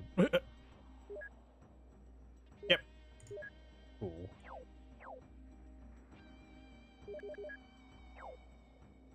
Okay. Hang on, that's the wrong thing, isn't it? Oh no, there we go.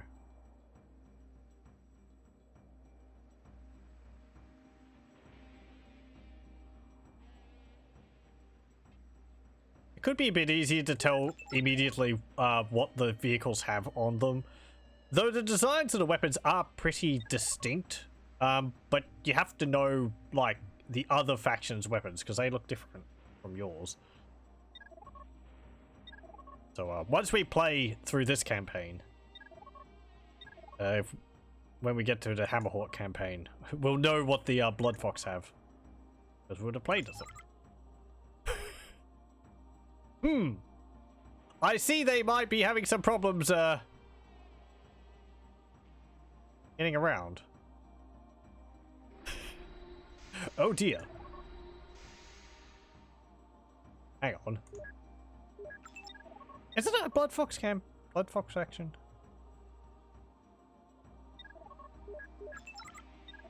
That was our MCC shape down there, wasn't it? Am I attacking another Bloodfox player? Or faction?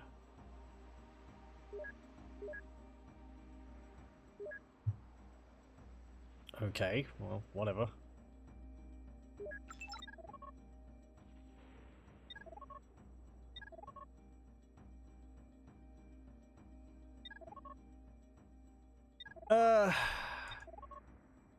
No, we were attacking a Hammerhawk because they had the particle wave, or whatever it was called. Weapon.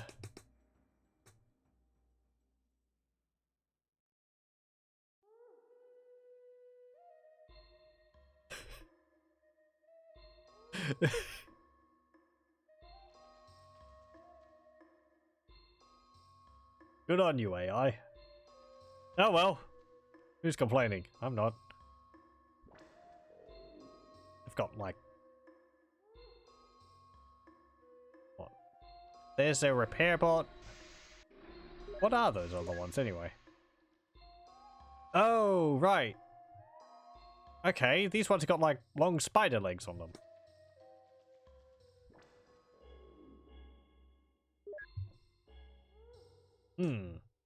Those might be able to go over this difficult terrain.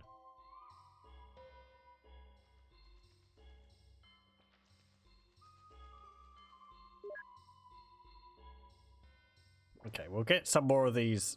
We'll get these super heavy plasma boats. I know I spelled heavy wrong there, but it's an abbreviation, damn it. I should have done HV instead of HEV.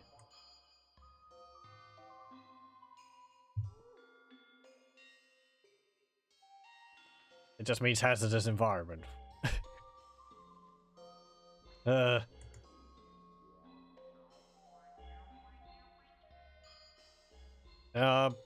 Maybe I'll build some of these. I've kind of got enough resources.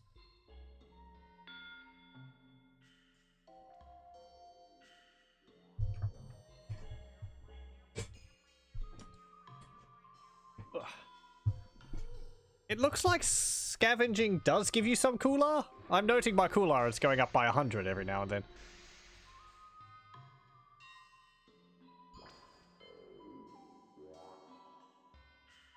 But that might just be it going up normally.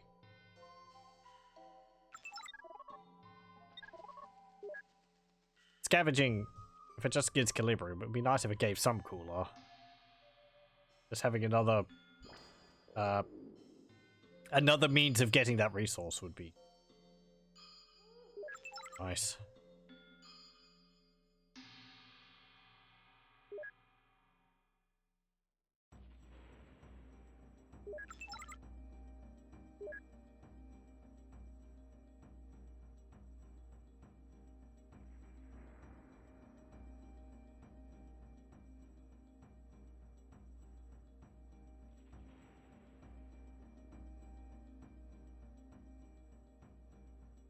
Quite a hands-off level compared to the last two. We're really not getting attacked at all. Whether this has anything to do with it, I don't know. I'll take the time to build up my forces before we attack them.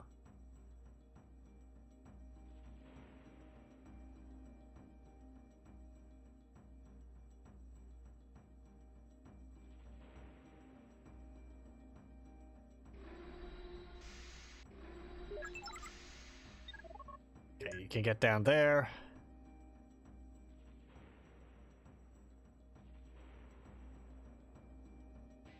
Finding something else to scavenge? No, I didn't think so.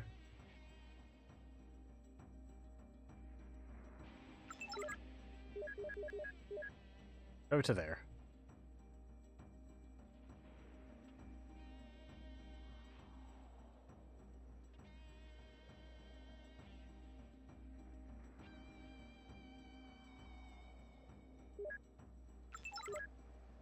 Okay, let's see. A save. No. There we go. Okay. Let's try and attack them. Targeting.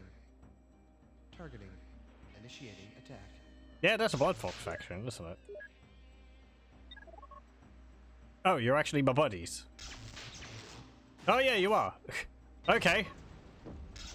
Well, how about that? They've actually got quite a force up.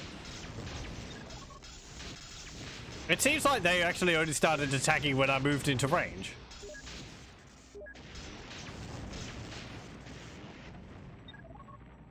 Okay, well, we can fight alongside the AI then. That'll be fun. I'd actually copy a few of their designs. What have they got? That's got a particle gun on it and 2 lasers. That's pretty basic. Yeah, they've just got a bunch of those. These ones over here had some shields on them.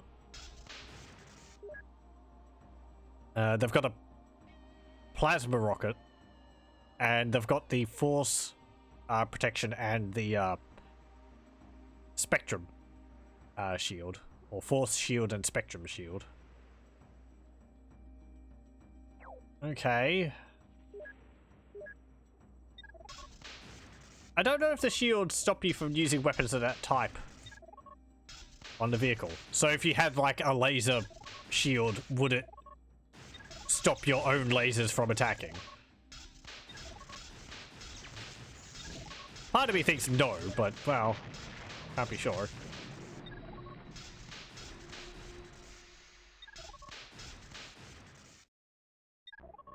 Yeah, if you're going to keep attacking.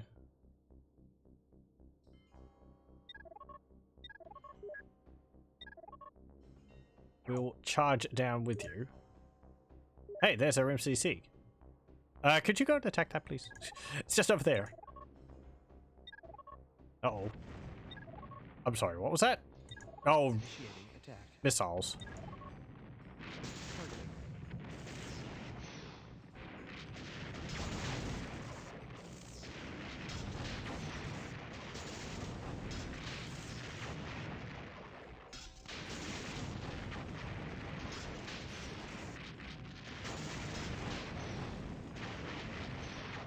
Maybe we could destroy them early?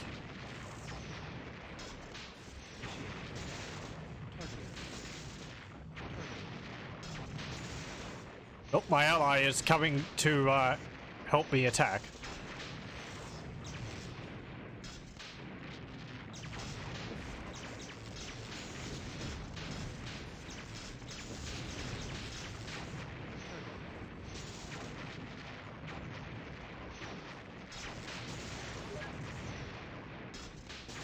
It doesn't look like they've got any shields on their MCC, so yeah, all of our attacks are hitting them.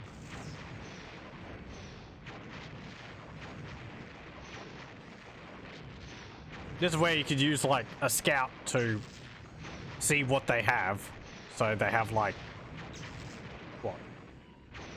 I guess 2 of the heat-seeking missiles and a like a cannon there, and you could build vehicles which counter that, or which would be shielded from that. So you're not just taking the damage as I am.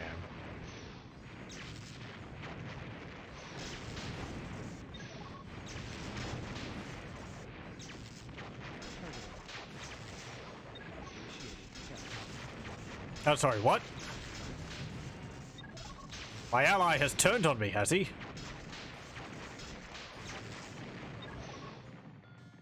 Well, that's rude of him.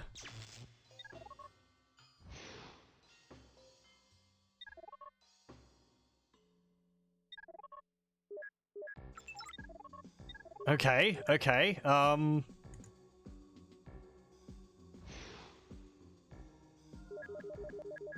missile gunboats.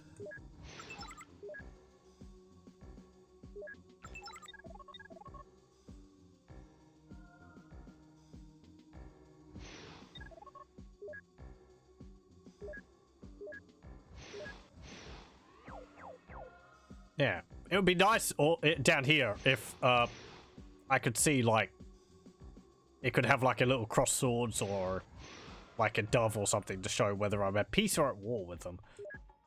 Because my units have just started suddenly attacking my previous ally.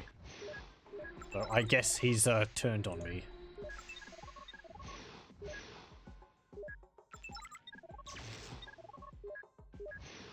Okay. Well.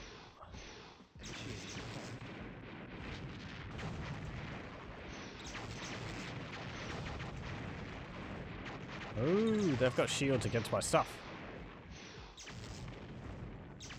think we overpowered their shield.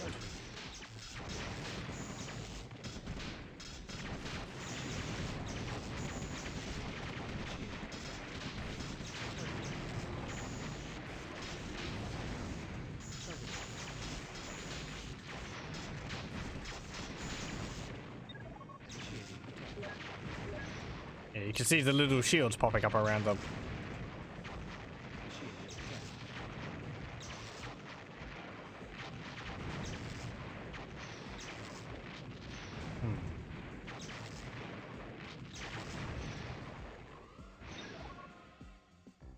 It kind of looks like we blew through the shield.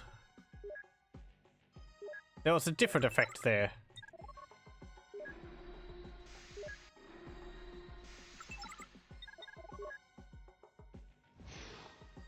Thinking of which, what did they have? They had force and laser. So if I wanted to make a ship which was going against that...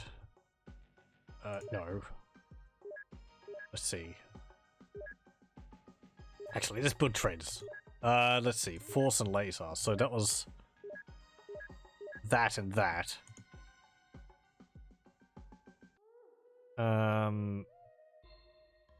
Says... plasma rifle, positron emitter, plasma rockets, and particle beam. Sure, okay. Laser, laser photon mortar, laser guided missiles. Okay. So, cannon, machine gun.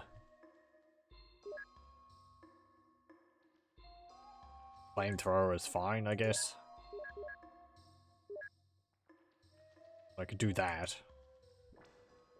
I had... what did they have on it? I think they had a... plasma rocket? I could put that there. And I could put... 2 flamers. And... they got laser protection on it. Is particle beam protected by the force shield? Yes. Okay. Lasers, particle beams, no. Claws, not. But... actually, yeah, let's stick a claw on it. Actually, that's only a heavy, isn't it? Hev...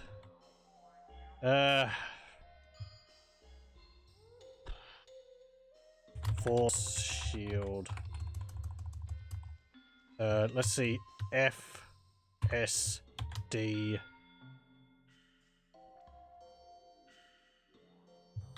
Flamer. No. Good enough. I'm not really using the names to tell me what they are anyway. I'm just essentially looking at what they are up there.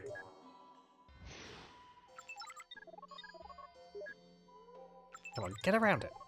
Thank you.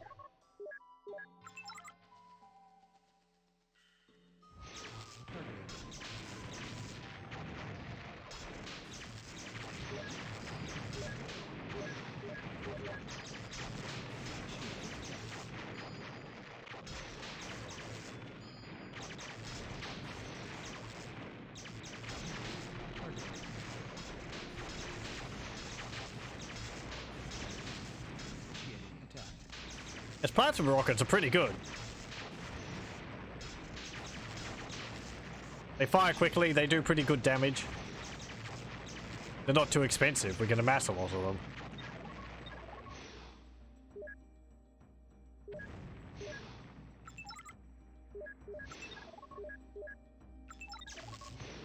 Okay. Yeah, attack their MCC.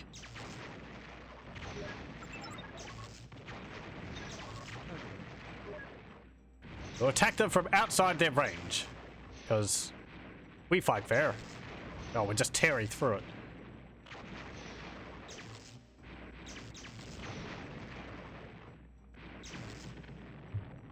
There we go. And we win.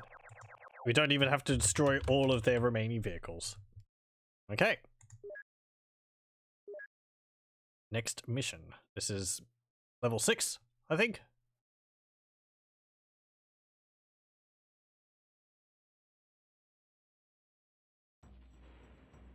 Okay, start, pause again. Fox 6, save, no music, and let me load the cutscene. Okay, what have you got to say to us this time? A surprising turn of events, Commander, if a disappointing one. Heffron proved himself to be nothing but a petty fool, and it was wise of you to destroy him. But unfortunately, now that he's gone, yours are the only troops in the sector that can take care of our next little problem. While Heffron had his back turned trying to kill you, the enemy saw their chance to launch a major assault on Sector 6. I don't want to lose that sector. It's our best route to the Hammerhawk capital. We must not allow the enemy to gain momentum from a victory here. They have the advantage of numbers this time, but we have the advantage of cunning, Commander? Okay.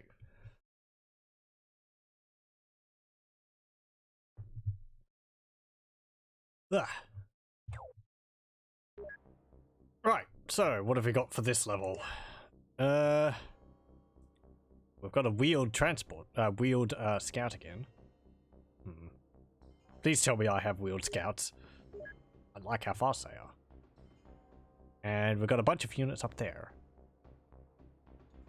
Kind of looks like we've got a new, Ooh, yeah, we do. Okay.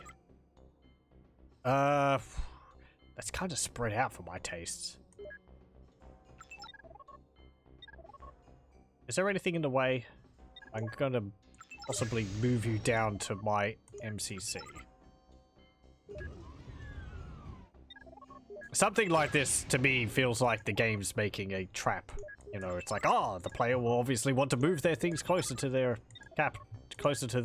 command center. But we're going to,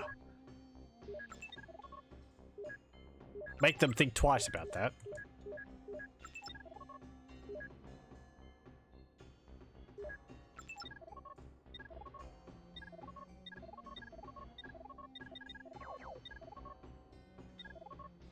Okay, is there anything up in those mountains? Probably not. But we should check. No, you can't actually go all the way up in the mountains. Okay. Unpack. Unpack. And unpack. Okay, so what have we got which is new? Shield relay. Oh, that's what that is. Okay, could I build that last time? I had access to shields.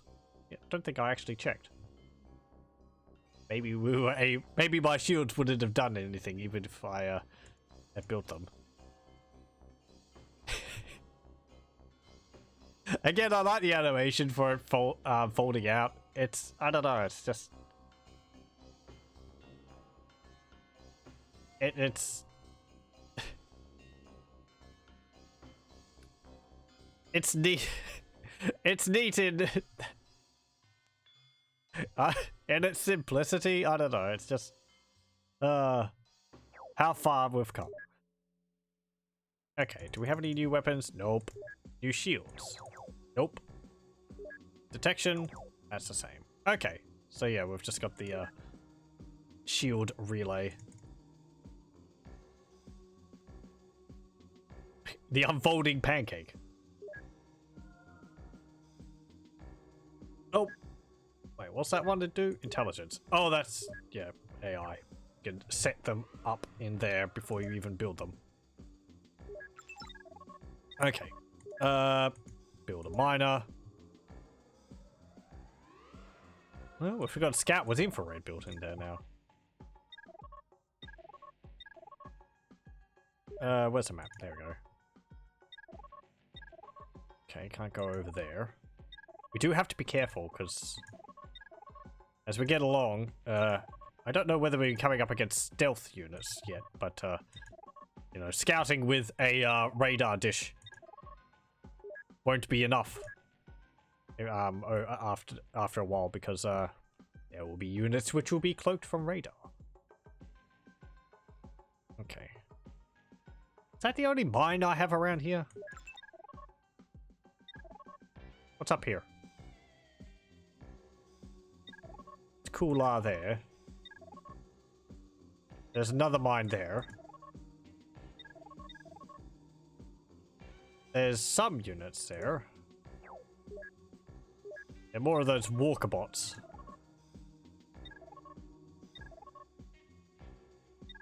There's some more cooler there. Okay. So it looks like all the Calibrium's like up here, and all the coolers in this central area. Okay, so if you build that...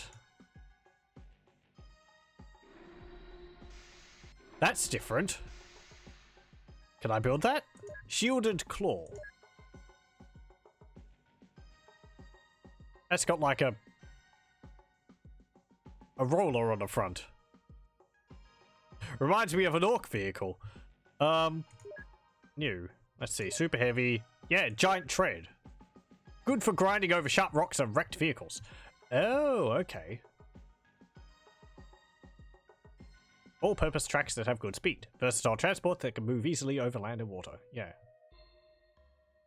Okay, okay. Oh, I guess instead of having to use the scavenger to get the destroyed remnants of enemy vehicles, you could just use this to crush them. I don't know if that would give you resources. It'd make it easier to get around, though. Okay. What's the smallest chassis I can stick that on? Yeah, well.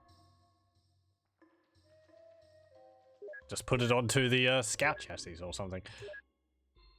Let's put the assault one on there. We don't want it to be too big. And we will put...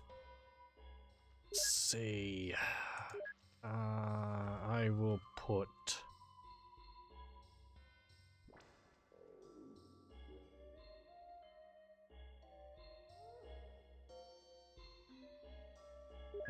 put an anti-magnet shield on there. And I will put...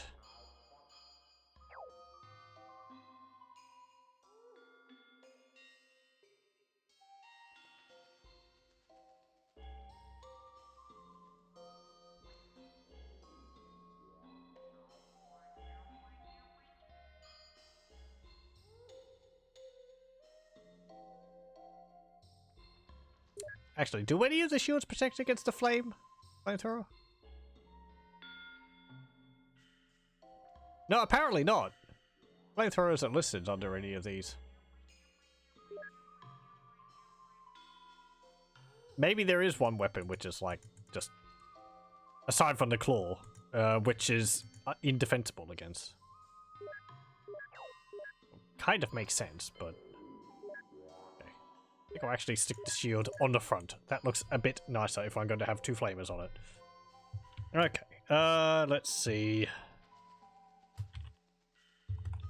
have...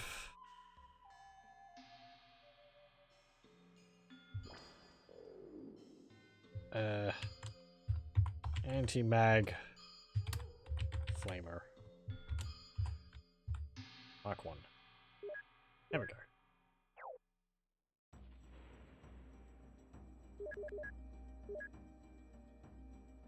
Not too expensive, and it's built in 47 seconds. Actually, alright. Okay. Yeah, there's another mine up there. And there's another one over there. Okay, so let's keep eyes on that. Oh, hello. Target. Kinda looks like you've got a shield.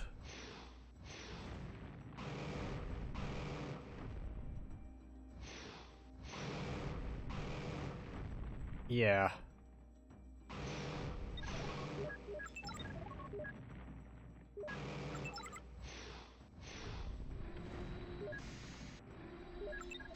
Okay, well, I have this flamer, which is unable to be defended against. Attack. Initiating. What do you think about that?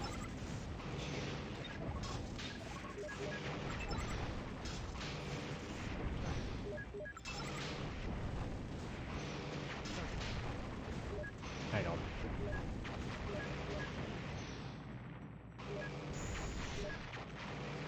Concentrate all weapons on a single target. Oh, my vehicle was destroyed. I can't give it any more orders. Why? Because it ceased to exist.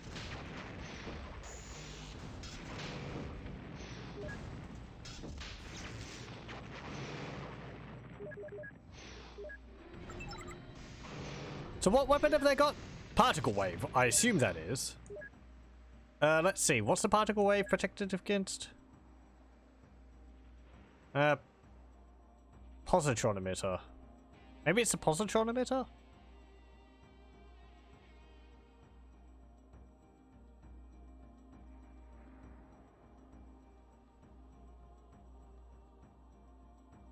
Because I think it's listing Hammerhawks weapons first, and then my weapons. It's like listing them in groups.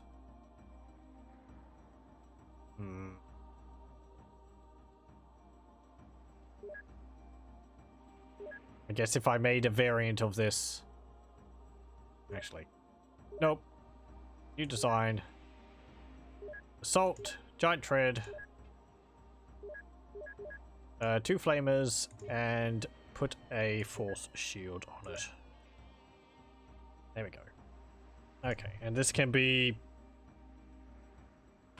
heavy... force... shield... flamer... Mark 1.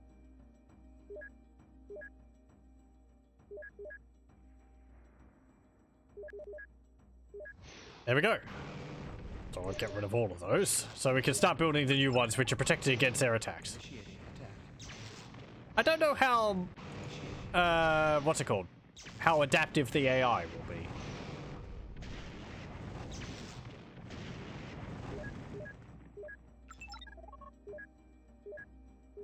Whether I'm going to have to constantly be changing my vehicles around to,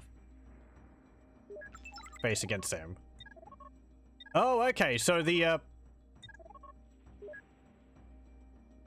grinder on the front of it doesn't actually destroy the debris, it just allows them to move over it. Okay. That's fine. And I need another... I know.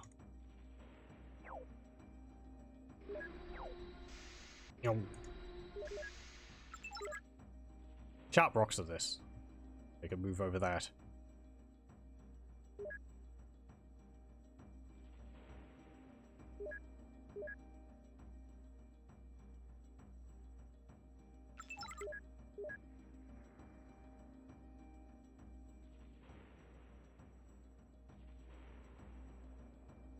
Oh, I don't actually have enough equilibrium. Delightful.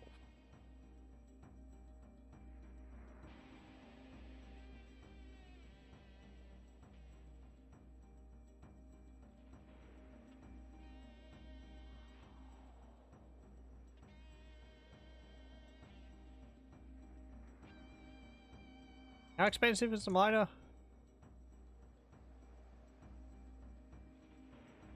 Yeah, okay. We're just off. Just a little bit. Okay, so if I build another one of those, I build another miner, and then I can build a scavenger. And we should order these a bit better. Or, like, have separate menus. Where I could, like, say, oh, there's special vehicles. I want to build special vehicles. And I can click on the tab for that. Or I want to build, you know, vehicles I've designed, and I can have those in a separate one. Maybe you can, separate the vehicles via chassis. So it could be like light vehicles, or medium vehicles, or heavy vehicles.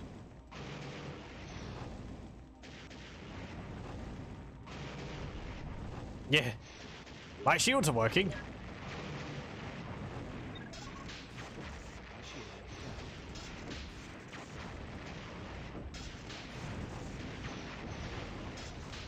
Though, not against these ones. No! Initiate.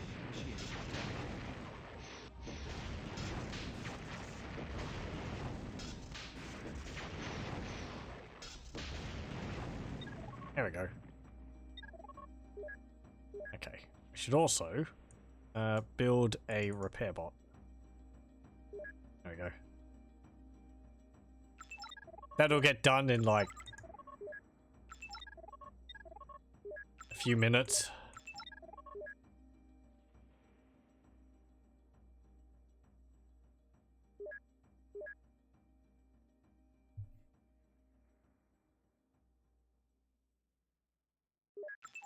I'm gonna actually move you back to here, and I'm gonna scout with you down to here because I have a feeling that there's going to be another Calibrium mine over these sharp rocks.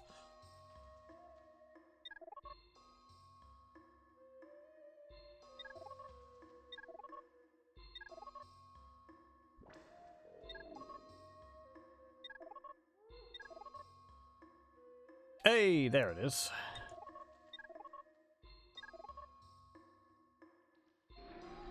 That's not memory telling me that. That's just me feeling like, you know, there's this wall here. It's probably there for a reason.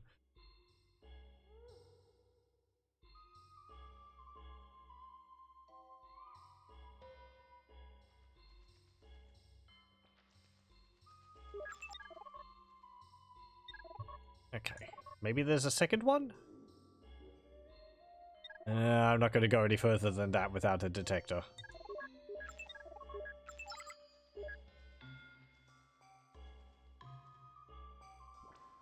And my Calibrium is all out again. Hey! Well, don't build that then. Build a miner.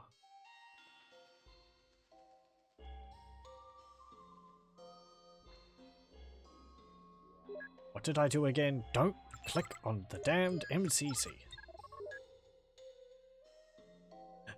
Such a built-in reflex, like unlearning years of strategy game. Playing.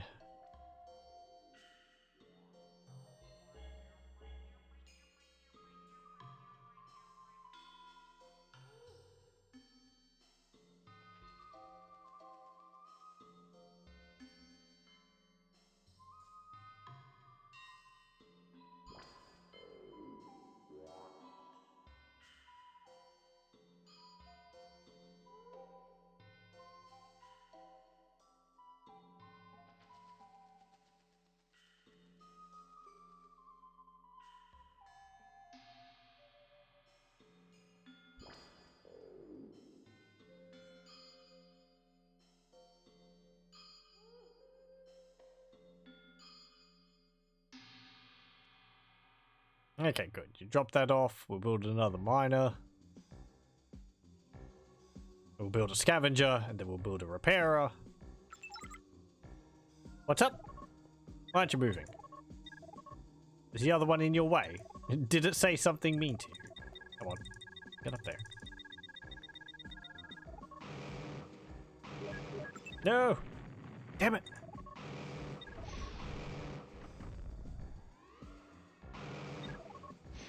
So yeah, I think our trades would be the equivalent of their spider legs.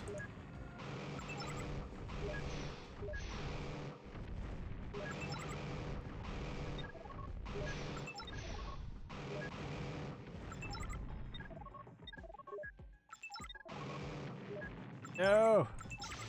Targeting. MCC under attack.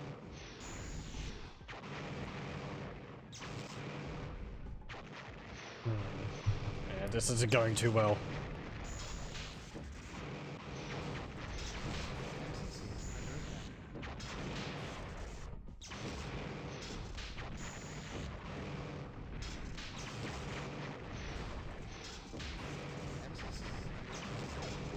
Let's see. So what have they got again? Got laser guided missiles that have got laser protection. And they've also got force protection. And and they're attacking with those particle beams. But they've also got these dudes, which have... I don't know, they've got like a missile rack. They've got a laser, and they've got that particle mortar or whatever it is.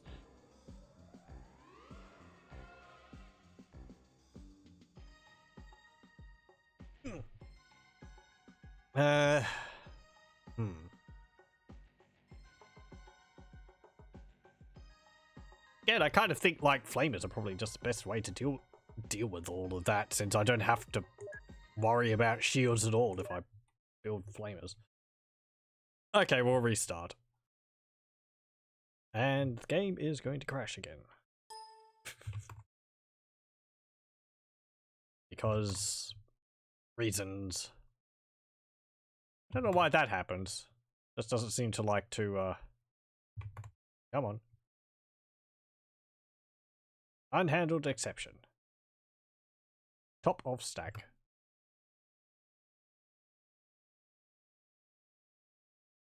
Okay. Just load the game back up. And load there. Okay, so we've got a vehicle which actually can go through those shields. Might actually... Let's see, that was my flamer, wasn't it?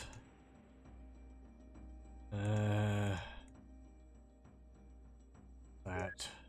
Oh, not you. So one was the 3 flamers on it. No. Other flamer. There we go. Okay, so if we modify this, and I put a force shield on it for the positron emitters. There we go. Mark 2.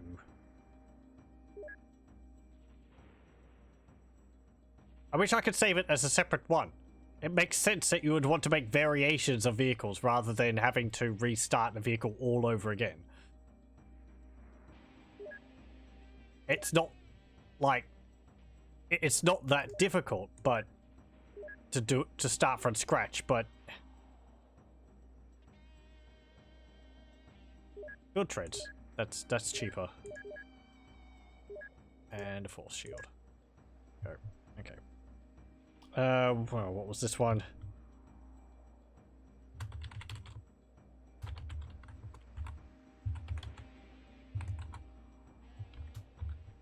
Go.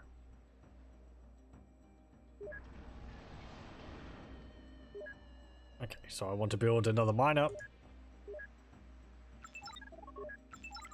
Go there, you can go there. You can actually go down here since there's that other... Oh, you can't actually go over there. Right. That's why I was like, there's probably a mine down there, because they give you the scout at the beginning, but it can't go over those rocks. All these are up there. We'll move these back down here. I see no reason to keep them up there.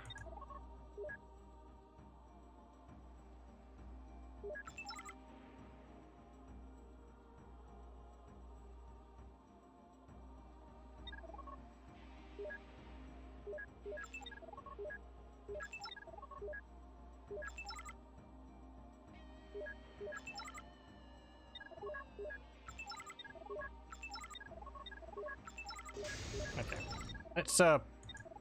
Let's set you up here. I mean, that's a bit closer. Still too far to really get protection, but they have to go up this way. If they come down that way, well, we'll worry about that if it happens. When it happens, we'll get another miner, and I'll build a whole bunch of these tread flamers.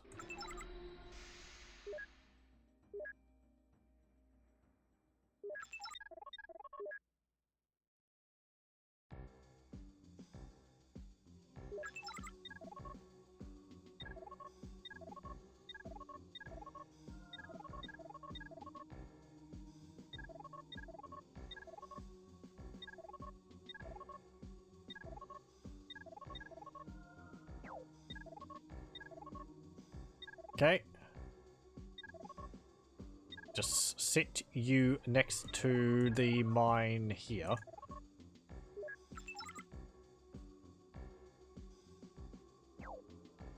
And then once we finish building those 4 or 3,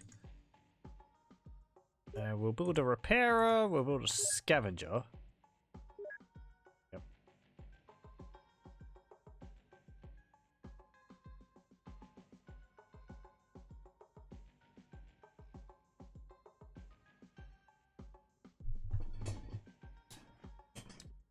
I like that the shields take up the same spots as the weapons. It means that you have to sort of balance it out. You could put all the shields on a single vehicle, but it would only... that would severely cut down on the amount of damage it would deal. And as we've seen, I think the shields don't provide immunity to attacks.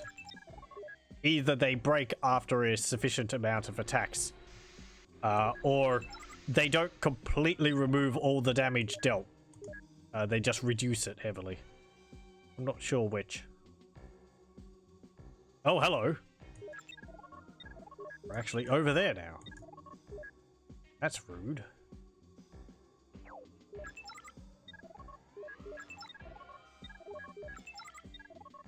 Targeting. Initiating attack. Whoop, whoop, whoop.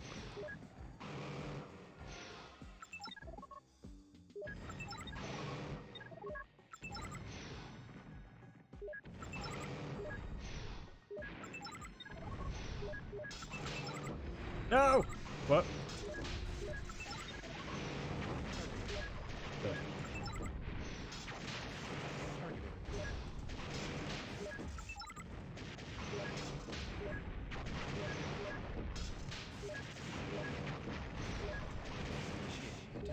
Focus your attacks on a single target. Don't spread them out to multiple targets.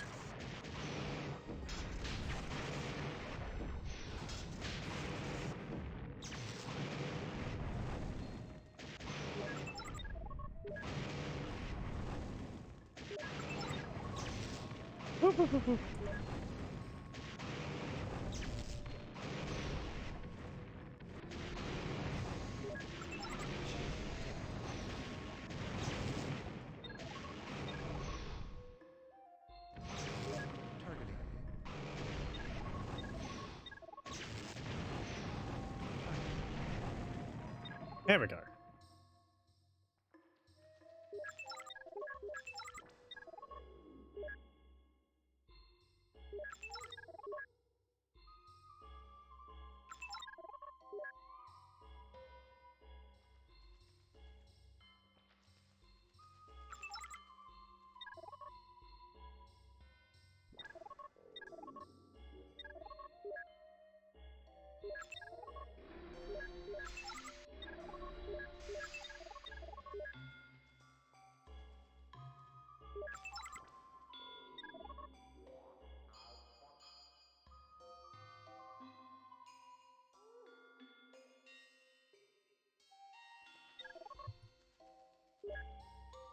Go down there, go onto that mine.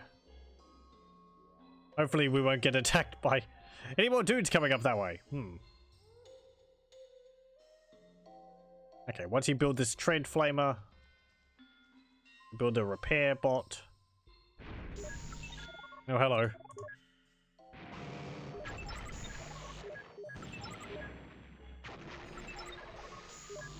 Could actually put shields on my miners. That's an option.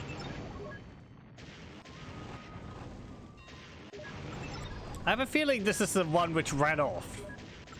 It got repaired and came back. Okay, targets. Concentrate all weapons. When target's destroyed, stop. I don't want you to move out of position. Is that an... Okay, that's the AI of the selected vehicles. I was going to say, is that like the AI of all of my units faction-wide? But no.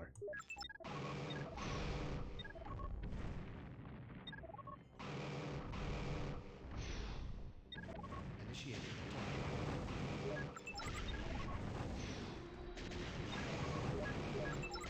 Oh, vehicles, if you could please get around each other a bit better. I would have been able to save that one. Oh well. Whatever.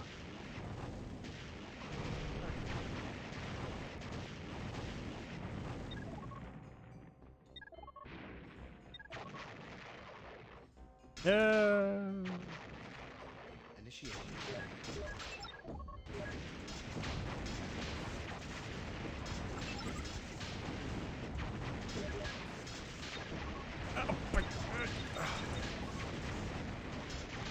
What do we say? Exactly.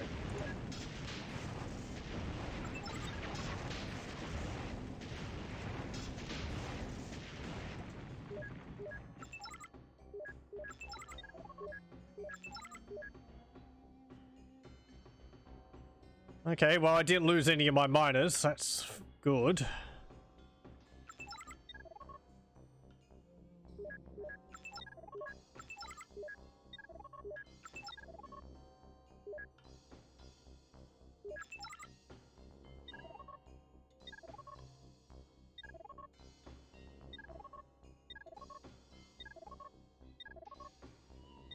There's actually something else that I saw mentioned in a sort of review someone had written about the game, in that the vehicles all have a square line of sight. Which, yeah, that is a little clunky. They could have done with maybe a little bit of a star pattern. Or, like, make it, you know, with... Just make it kind of have rounded edges to make it seem like it's a bit more of a circle than just a straight up square. Yeah.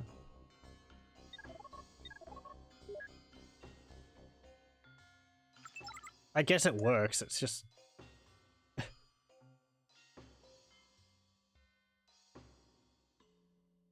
I think in, like, Total Annihilation they have all circular lines of sight.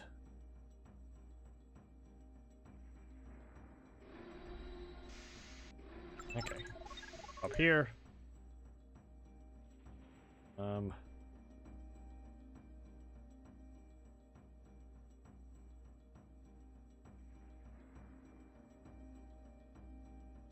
So what did those other vehicles have? Like lasers and plasma guns, I think, or something. Hmm.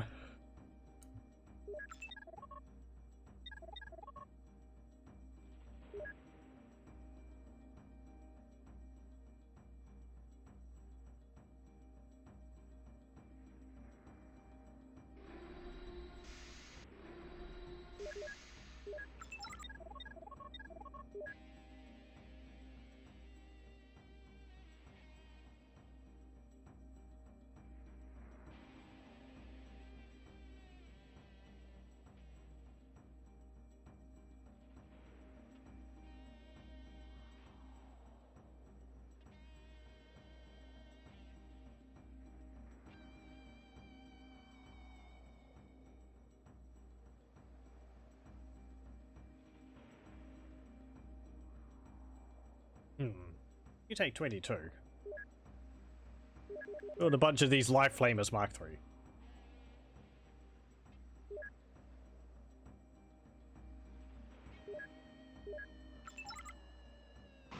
Targeting. Oh, spider bots. But we've got shields against their weapons, so that's fine. But yeah, you can see we are taking damage from their attacks. It looks like their attack actually isn't multiple target. Targeting.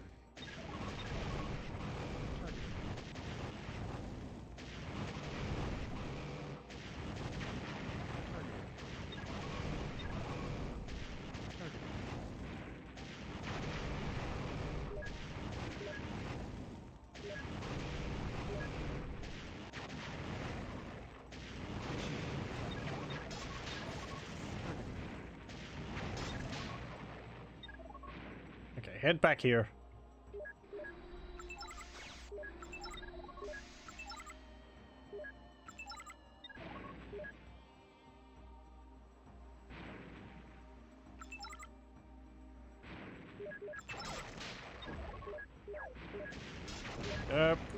Zoom out. Run away! It get repaired. No! You destroyed it!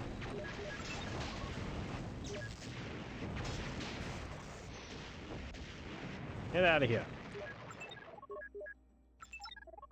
There we go.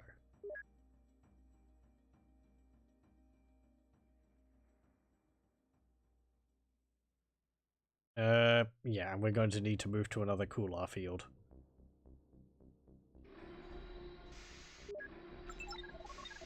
Okay, once we get some more of these, I guess.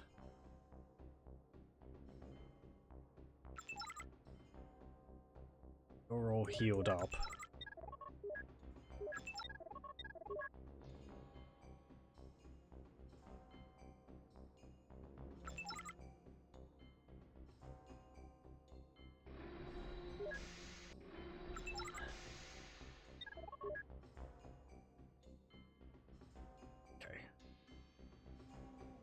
Once this other light flame is finished, we'll move our MCC up.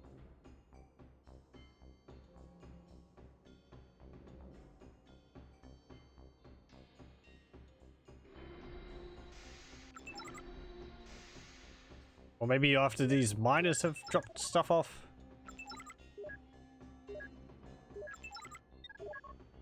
They're right there. After the miners have dropped stuff off, but not the scavenger. I do need to call a end to it at some point. There we go. Okay, hop up there. Right. I'm going to move you as well. Up to there. And the detector up to there.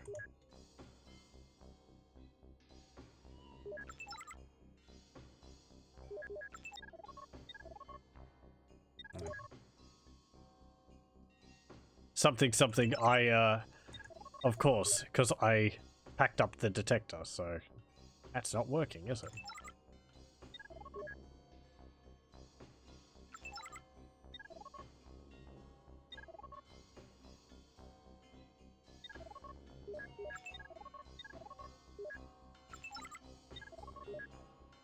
I know. Just get out of the way. Okay. And the spiky pancake can move over there as well.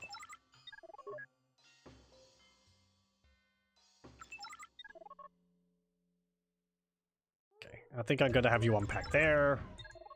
You can unpack there. And you can move over here and unpack there.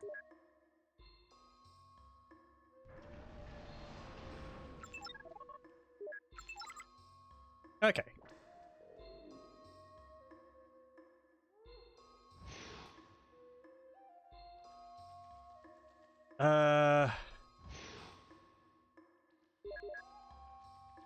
No, not those.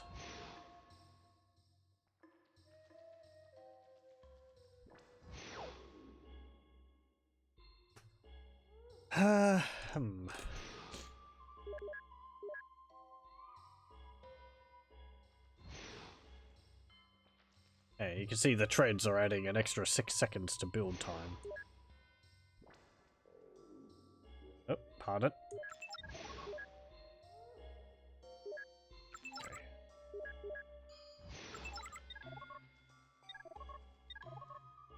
Another cooler field over there. Let's go deal with these bots.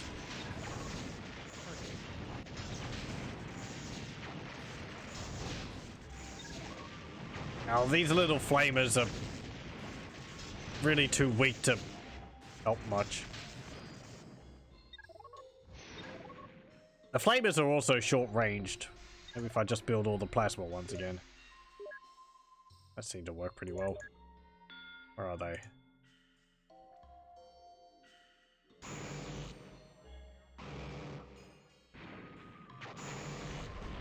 Hold on. Where are we getting attacked from?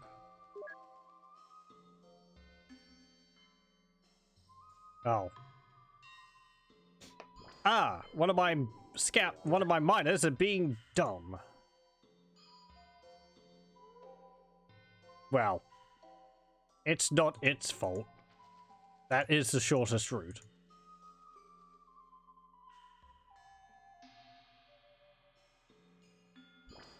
Can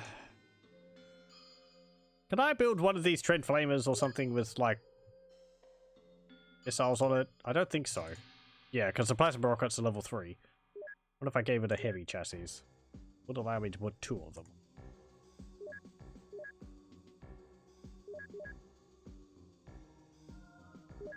Then I could put force shield and that on there. Don't I already have something like that?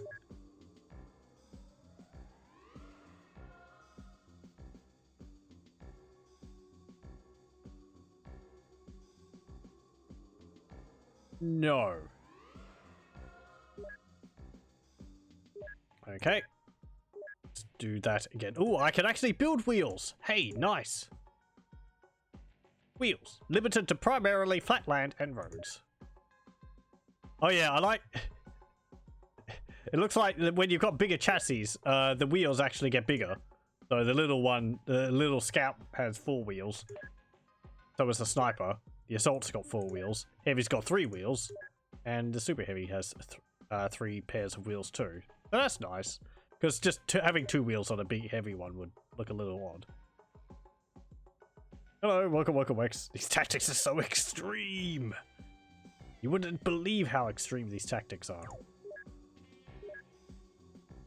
They're crazy extreme. Let's put 2 of the rockets on there. And yeah, anti-mag and A-force. There we go. Plasma, mag, force, wheels. I have 1. Whatever. My naming is going to get increasingly uninterested over time.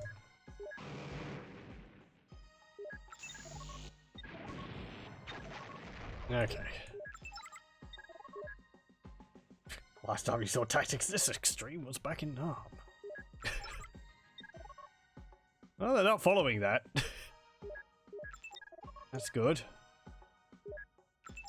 As I said in the first episode, I'm incredibly impressed by the developers that they didn't spell extreme tactics with an X. Considering it was the 90s and all, that is an extreme amount of restraint on their part.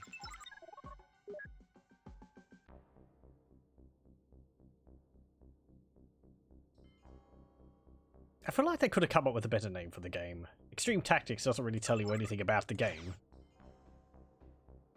I don't know. Like, Robot Designer doesn't really make sense. Actually sounds more like a Lego set. I think there's actually a Star Wars game based around that. Pardon me.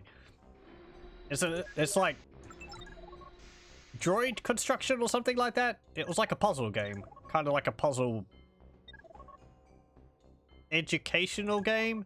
I always thought the demo looked pretty neat. Apparently the full version of it isn't very good. Targeting. Like, it could do neat things, but it really didn't go as far as you'd expect with it. Being able to stick like a C3PO style body onto a pair of treads was pretty cool though, or something. Felt like it was done in the engine used for Dark Forces 2 Jedi Knight. It was very similar looking. Extreme faffing about.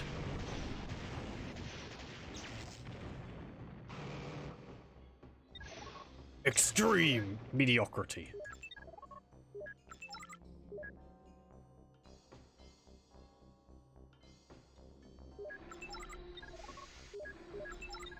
Star Wars Droid Works. Yeah, I think that's it. That sounds correct. It always looked really cool to me when I played the demo, but I mean, you know, sort of, it's kind of an educational game aside. Because I think it was like teaching you about like physics and like conductivity of heat and so on or something like that. Anyway. But it was Star Wars, and you could build robots or droids. That was cool.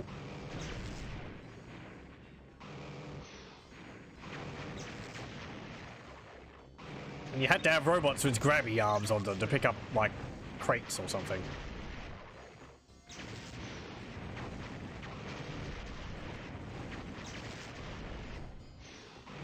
They're just constantly going off to get repaired.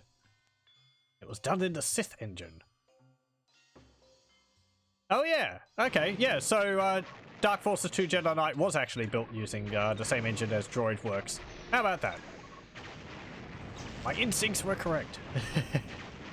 It's got a very... It's just, I think a lot of the textures in the game are the same. And the character models are very similar, so... You know. Updated and altered versions of the engine can also be seen in Star Wars Droid Works, Star Wars Episode 1 The Phantom Menace video game. What? That uses the same engine? Jeez. Okay. I didn't know that. The Phantom Menace video game, I thought I would have assumed that was done on a completely new engine, but apparently not. I have that game. I think I finished it. It is kind of a slog and rather difficult. Some of the levels are terribly maze-like. And you're just wandering around, what's it called? Mos Eisley or wherever it is in Tatooine, stepping in poop. And then everyone complains that you smell. And you get jumped by, like, Jawa Mafia or something like that. Game has its very weird, silly moments. But the later levels are pretty much just, like, platforming and shooting enemies and...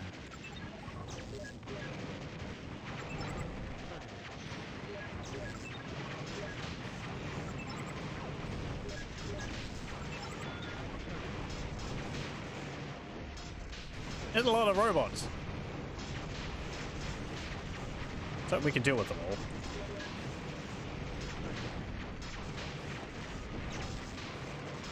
Must be much updated. Yeah!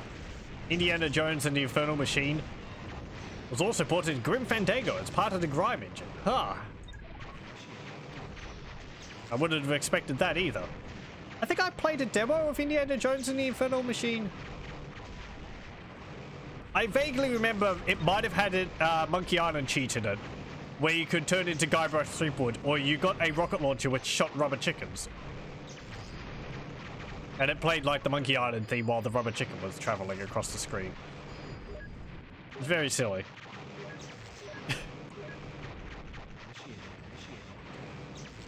I think it was kind of like a Tomb Raider style game, but the Tomb Raider games never really interested me, so neither did that. And I liked Indiana Jones well enough, I guess, but I've never been a huge fan of the films. They're good, but I don't know. They were never really something I was too interested in getting in video game form. There's the adventure games based off them, which I should play at some point.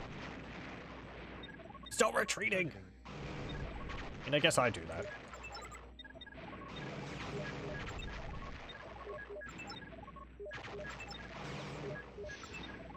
Targeting.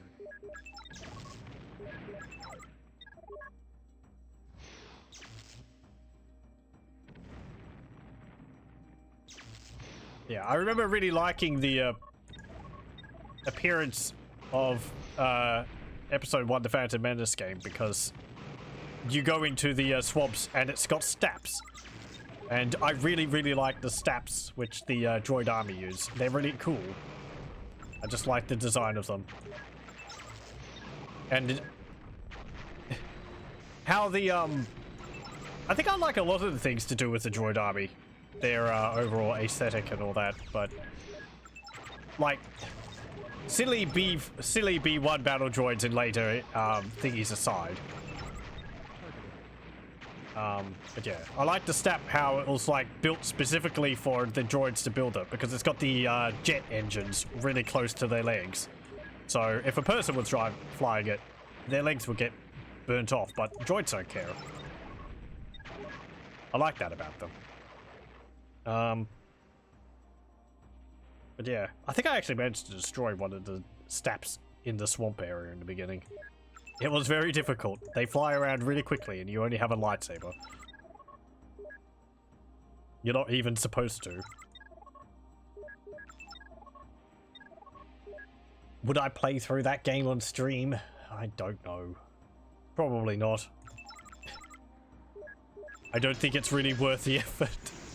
It doesn't particularly interest me. It is what it is.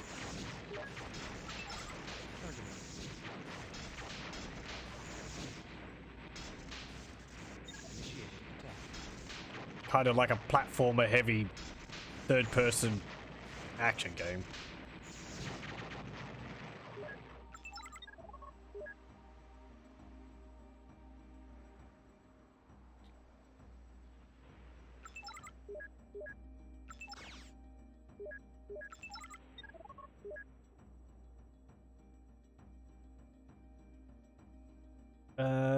Right, let's see. Let's just build more of these. They seem to be working all right. They're not, these missiles aren't homing, so mass firing them seems like it will be the tactic that will win the day.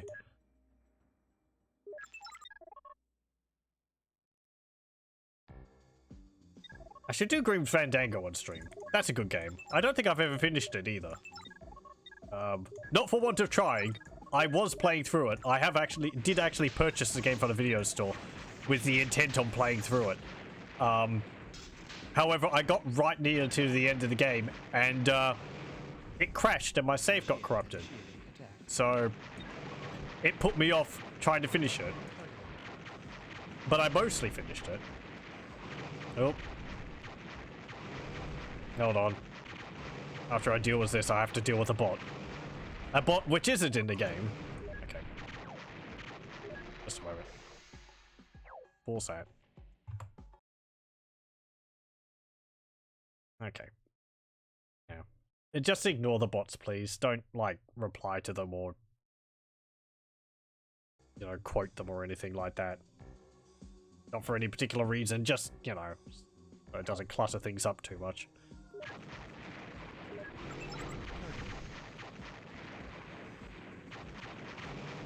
Don't bring your dreams down.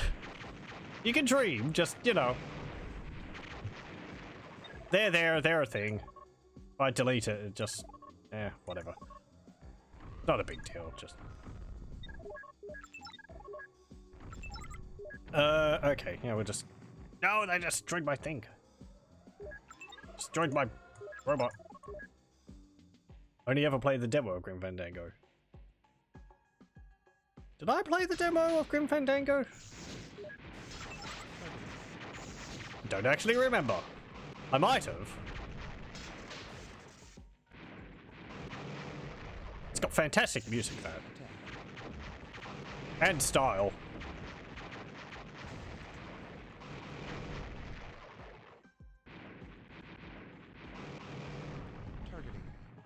Though again, it's one of those adventure games made in the era where, you know, 3D's a thing. We have to make everything in 3D. It's better than Escape from Monkey Island in terms of gameplay. Escape from Monkey Island is fine story-wise. It's just how it controls is a victim of that time period.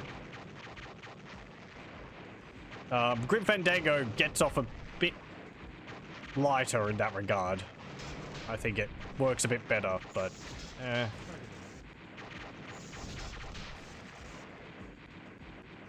You were more of a Monkey Island dude? I was too. That's why I was kind of upset about Escape from Monkey Island. Curse was so cool looking, and then they made it like 3D with these blocky 3D models. It's just like, I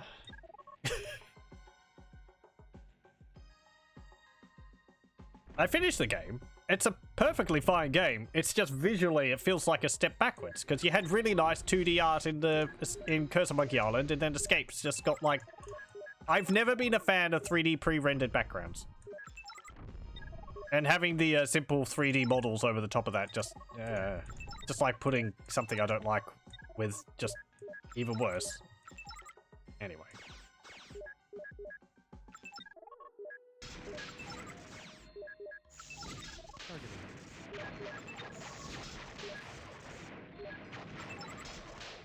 Initiate.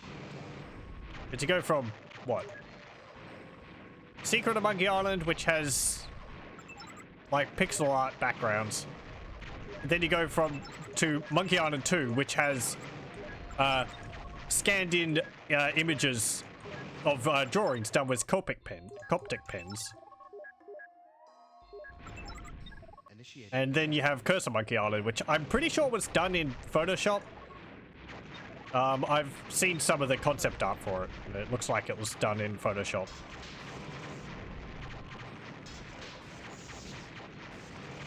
Or it's some, like,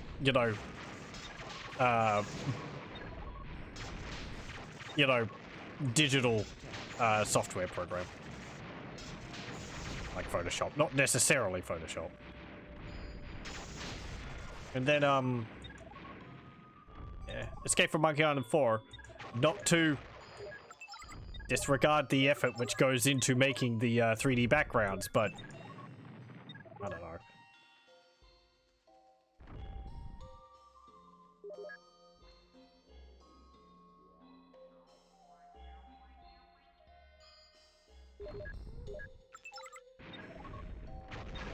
Wow, we're actually getting attacked by quite a few dudes.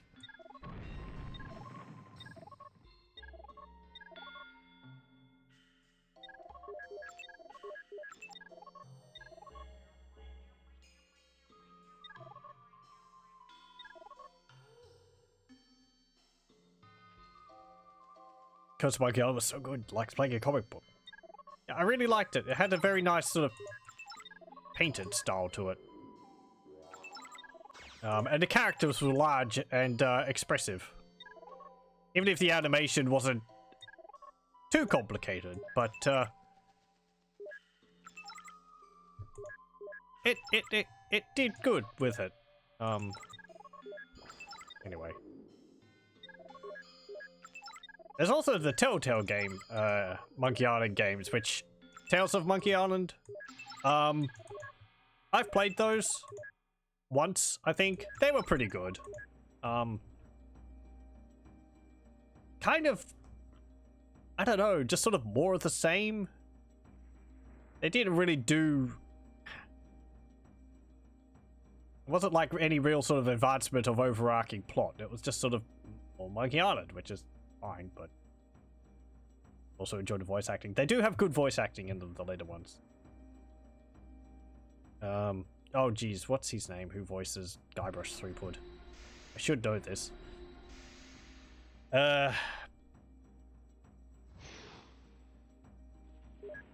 Dominique Amato, thank you. He does a very good job as Guybrush Threepwood. Funnily enough, it's like the voice he has for Guybrush Threepwood is like really appropriate, even though I never thought what type of voice Guybrush Threepwood would have before First Monkey Island. I still like playing the older ones without voice acting, just because it feels right. I do have the, what's it called? The sort of remastered versions of those, but I like playing the original.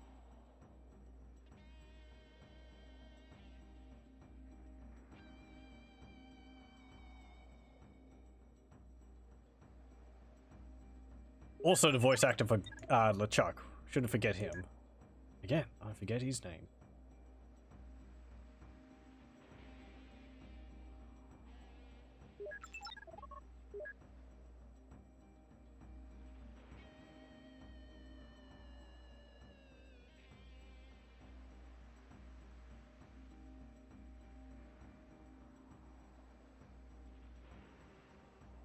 Dominique Amato's a food guy? Chef or something, he says? Is he?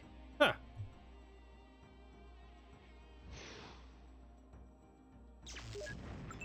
I didn't know that.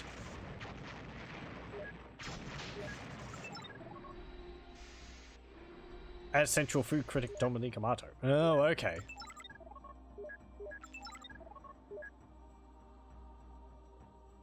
I guess voice work is not exactly steady.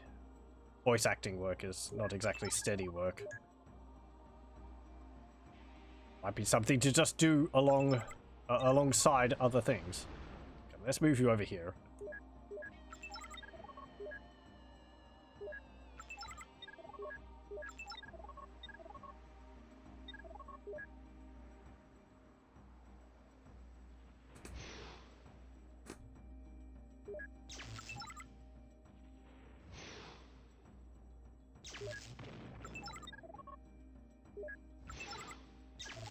Pardon, I might be a bit sniffy. For some reason my nose has decided to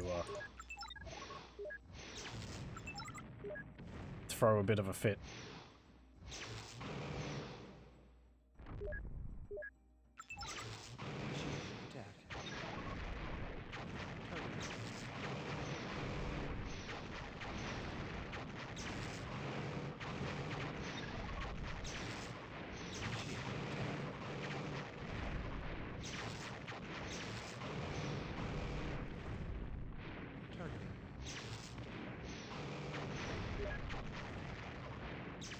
Okay, can I get...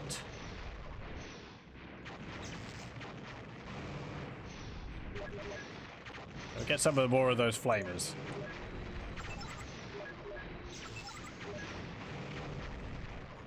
Could you stop, like, running off to get repairs, please?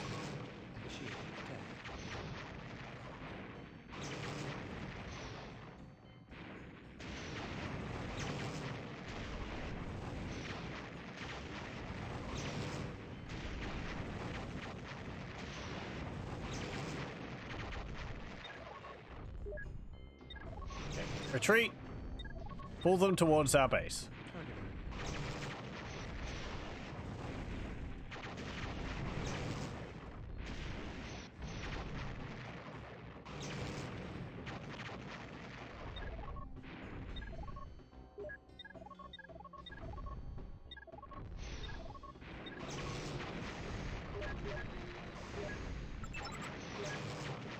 This is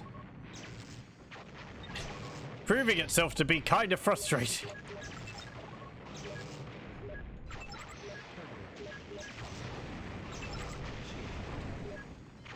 These robots keep retreating and getting repairs, and I can't assault fast enough to, like, kill them.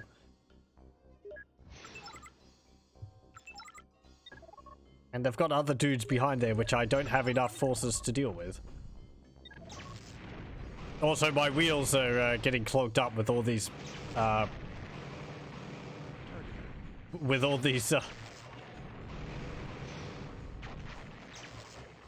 ruins everywhere.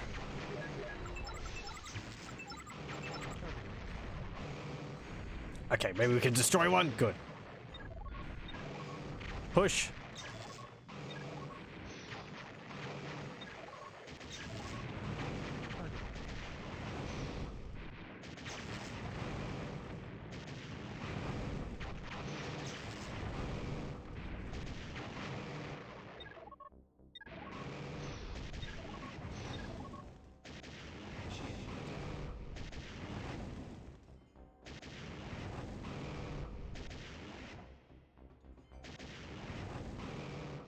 I mean, they're all on spider legs too, so... Let's see. What types of vehicles do they have? They've got the level 3, don't they? Yeah, they do. Okay, so if I... Basically this. But assault, giant tread... And they've got that particle positron emitter, so we put the force shield on. And then... I don't know, I kind of just need something which hits...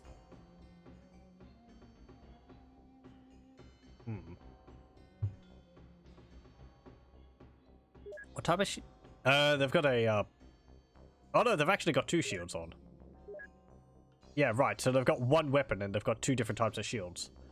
They've got the force shield and they've got the laser shield. Okay, so that puts lasers out of the way, out of the equation. Right.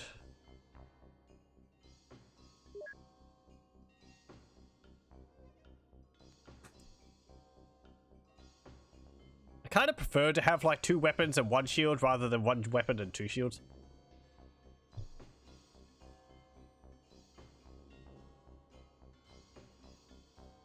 Machine guns are too short range to really make good use of. Unless I charge them up. I mean, they make them cheaper.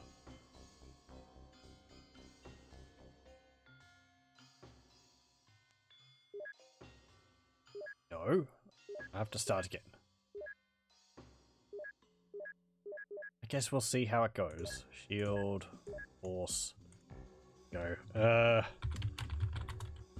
Machine gun, tread, tank. There we go. Okay.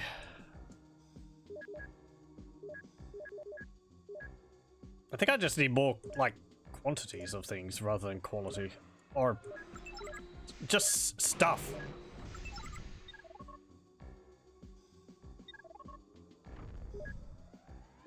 Could you come and get rid of some of the debris around here? That would be useful.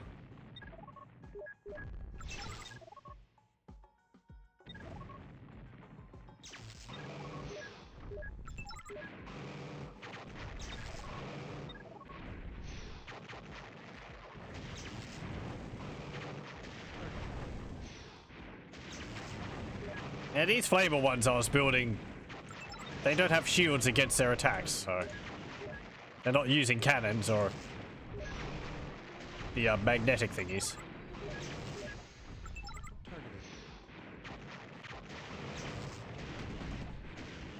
Yes! Machine gun them! Shoot them! Oh, so short range. I should put them on the faster chassis. That would work. But faster chassis is just going to get killed faster. Oh well. Okay, surround them!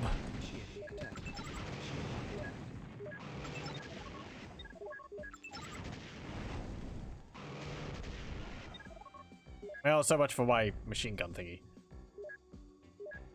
Maybe if I build another one. Let's see. What's the fastest I can make? I think treads are just kind of like speed 200, speed 67. Yeah, so it's not like the chassis which is going to affect the speed. It's just the treads are slow. I mean, they're faster than hovers. They're the same speed as the treads, actually.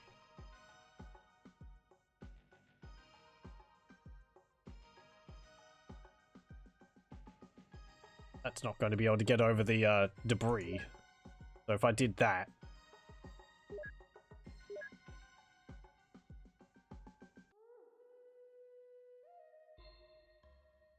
I mean, how much would the speed change if I put it up to a sniper? Machine gun and put a force shield on it. The sniper one. Again, my naming has suffered again.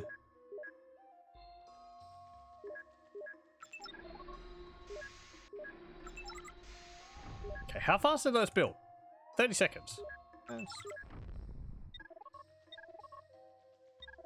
I feel like that even might be too slow. I mean, considering how quickly it can die, I feel like it should be built in like half that. It does have a shield on it, but...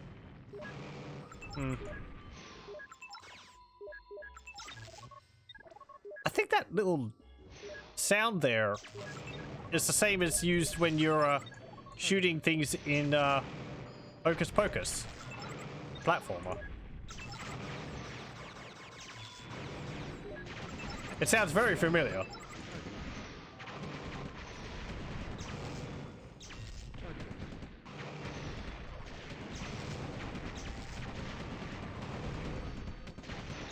And they don't have protection against the machine guns, so.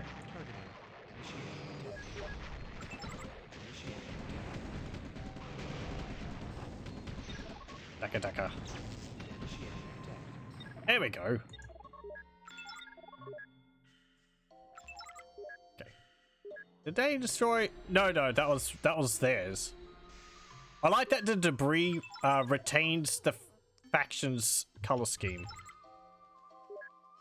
So I can tell at a glance that that wasn't one of my miners which died. That was one of theirs. Because, you know, both of our miners look exactly the same. Should probably actually build another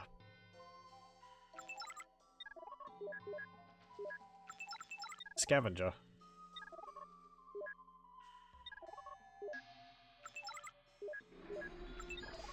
My vehicles, I can't get over all this debris.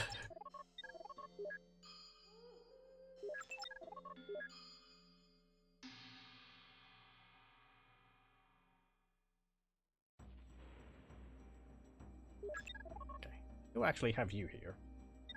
What's down over here? There's a bunch of Calibrium mines. Okay, cool. Maybe there's another Coolar field? There is.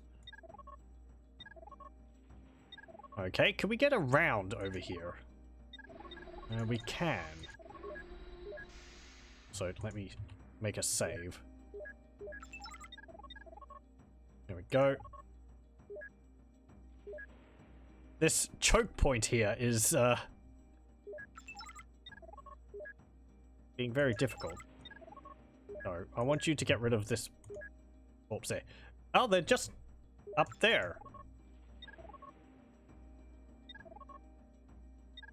Actually, it looks like they've run out of vehicles.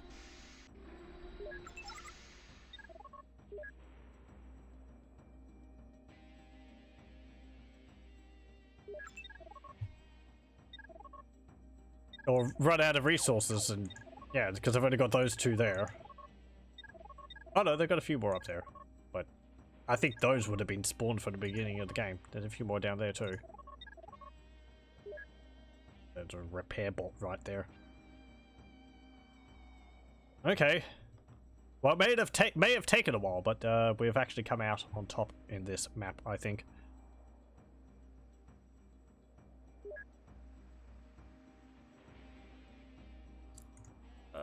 Build another scavenger. Build 2 scavengers. There's a lot of debris. Okay, can you get past now? Perhaps not.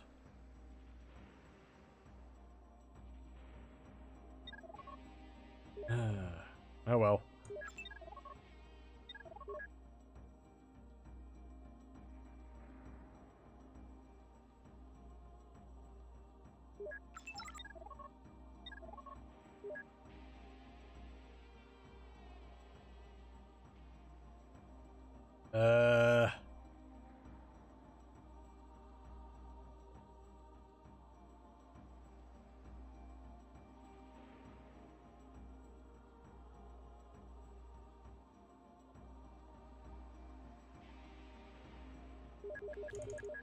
Let's build a bunch of these snipers.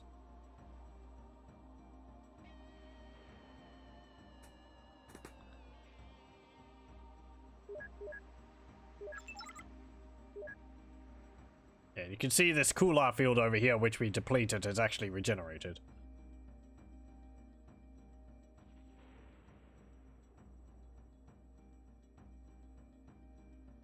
I think I pointed that out before, but...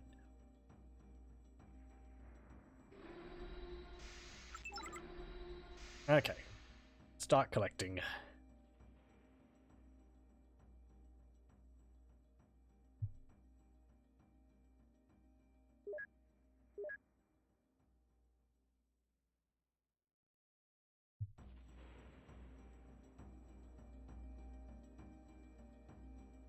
Oh, you were collecting that? Okay.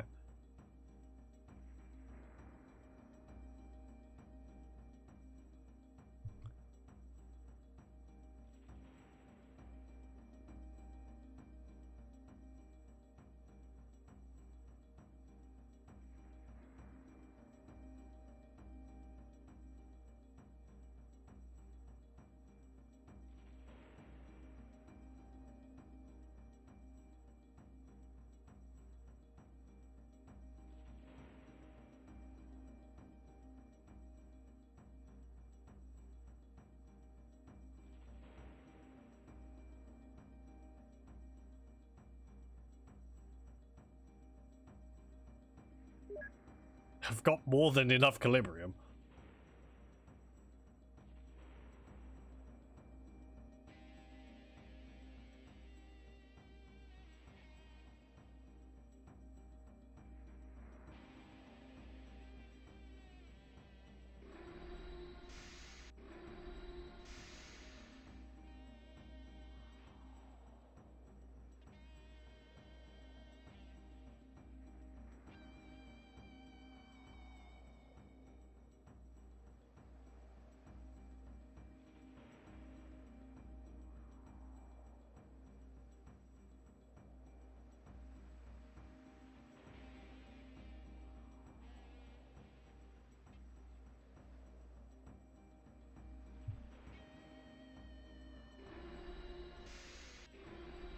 Okay, start building those snipers. Once we finish building these, we'll go and attack their base. Or finish building like 2 or 3 of them.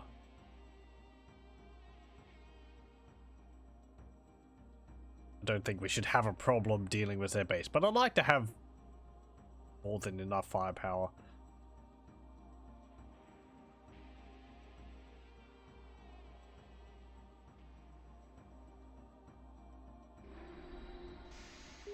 Okay.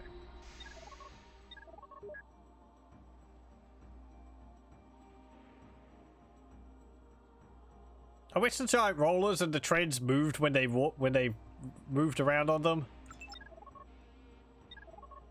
All the wheels when they moved, they just sort of slide around the battlefield. Oh well.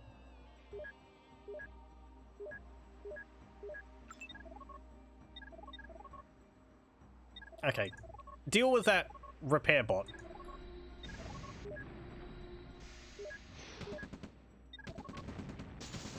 Initiating attack.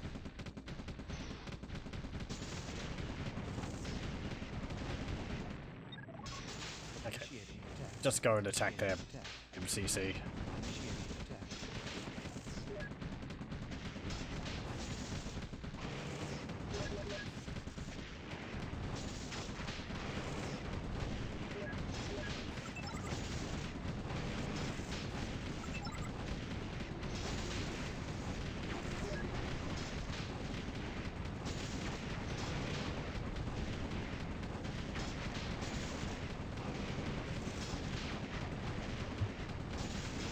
It's another, What? That's not a Hammerhawk, MCC. Initiating attack. They got the wrong MCC or something like that. Did they capture it? Okay. Hooray!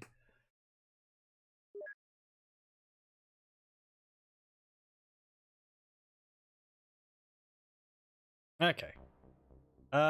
So, yeah, let's start this. I'll put Fox, I think this is level 7?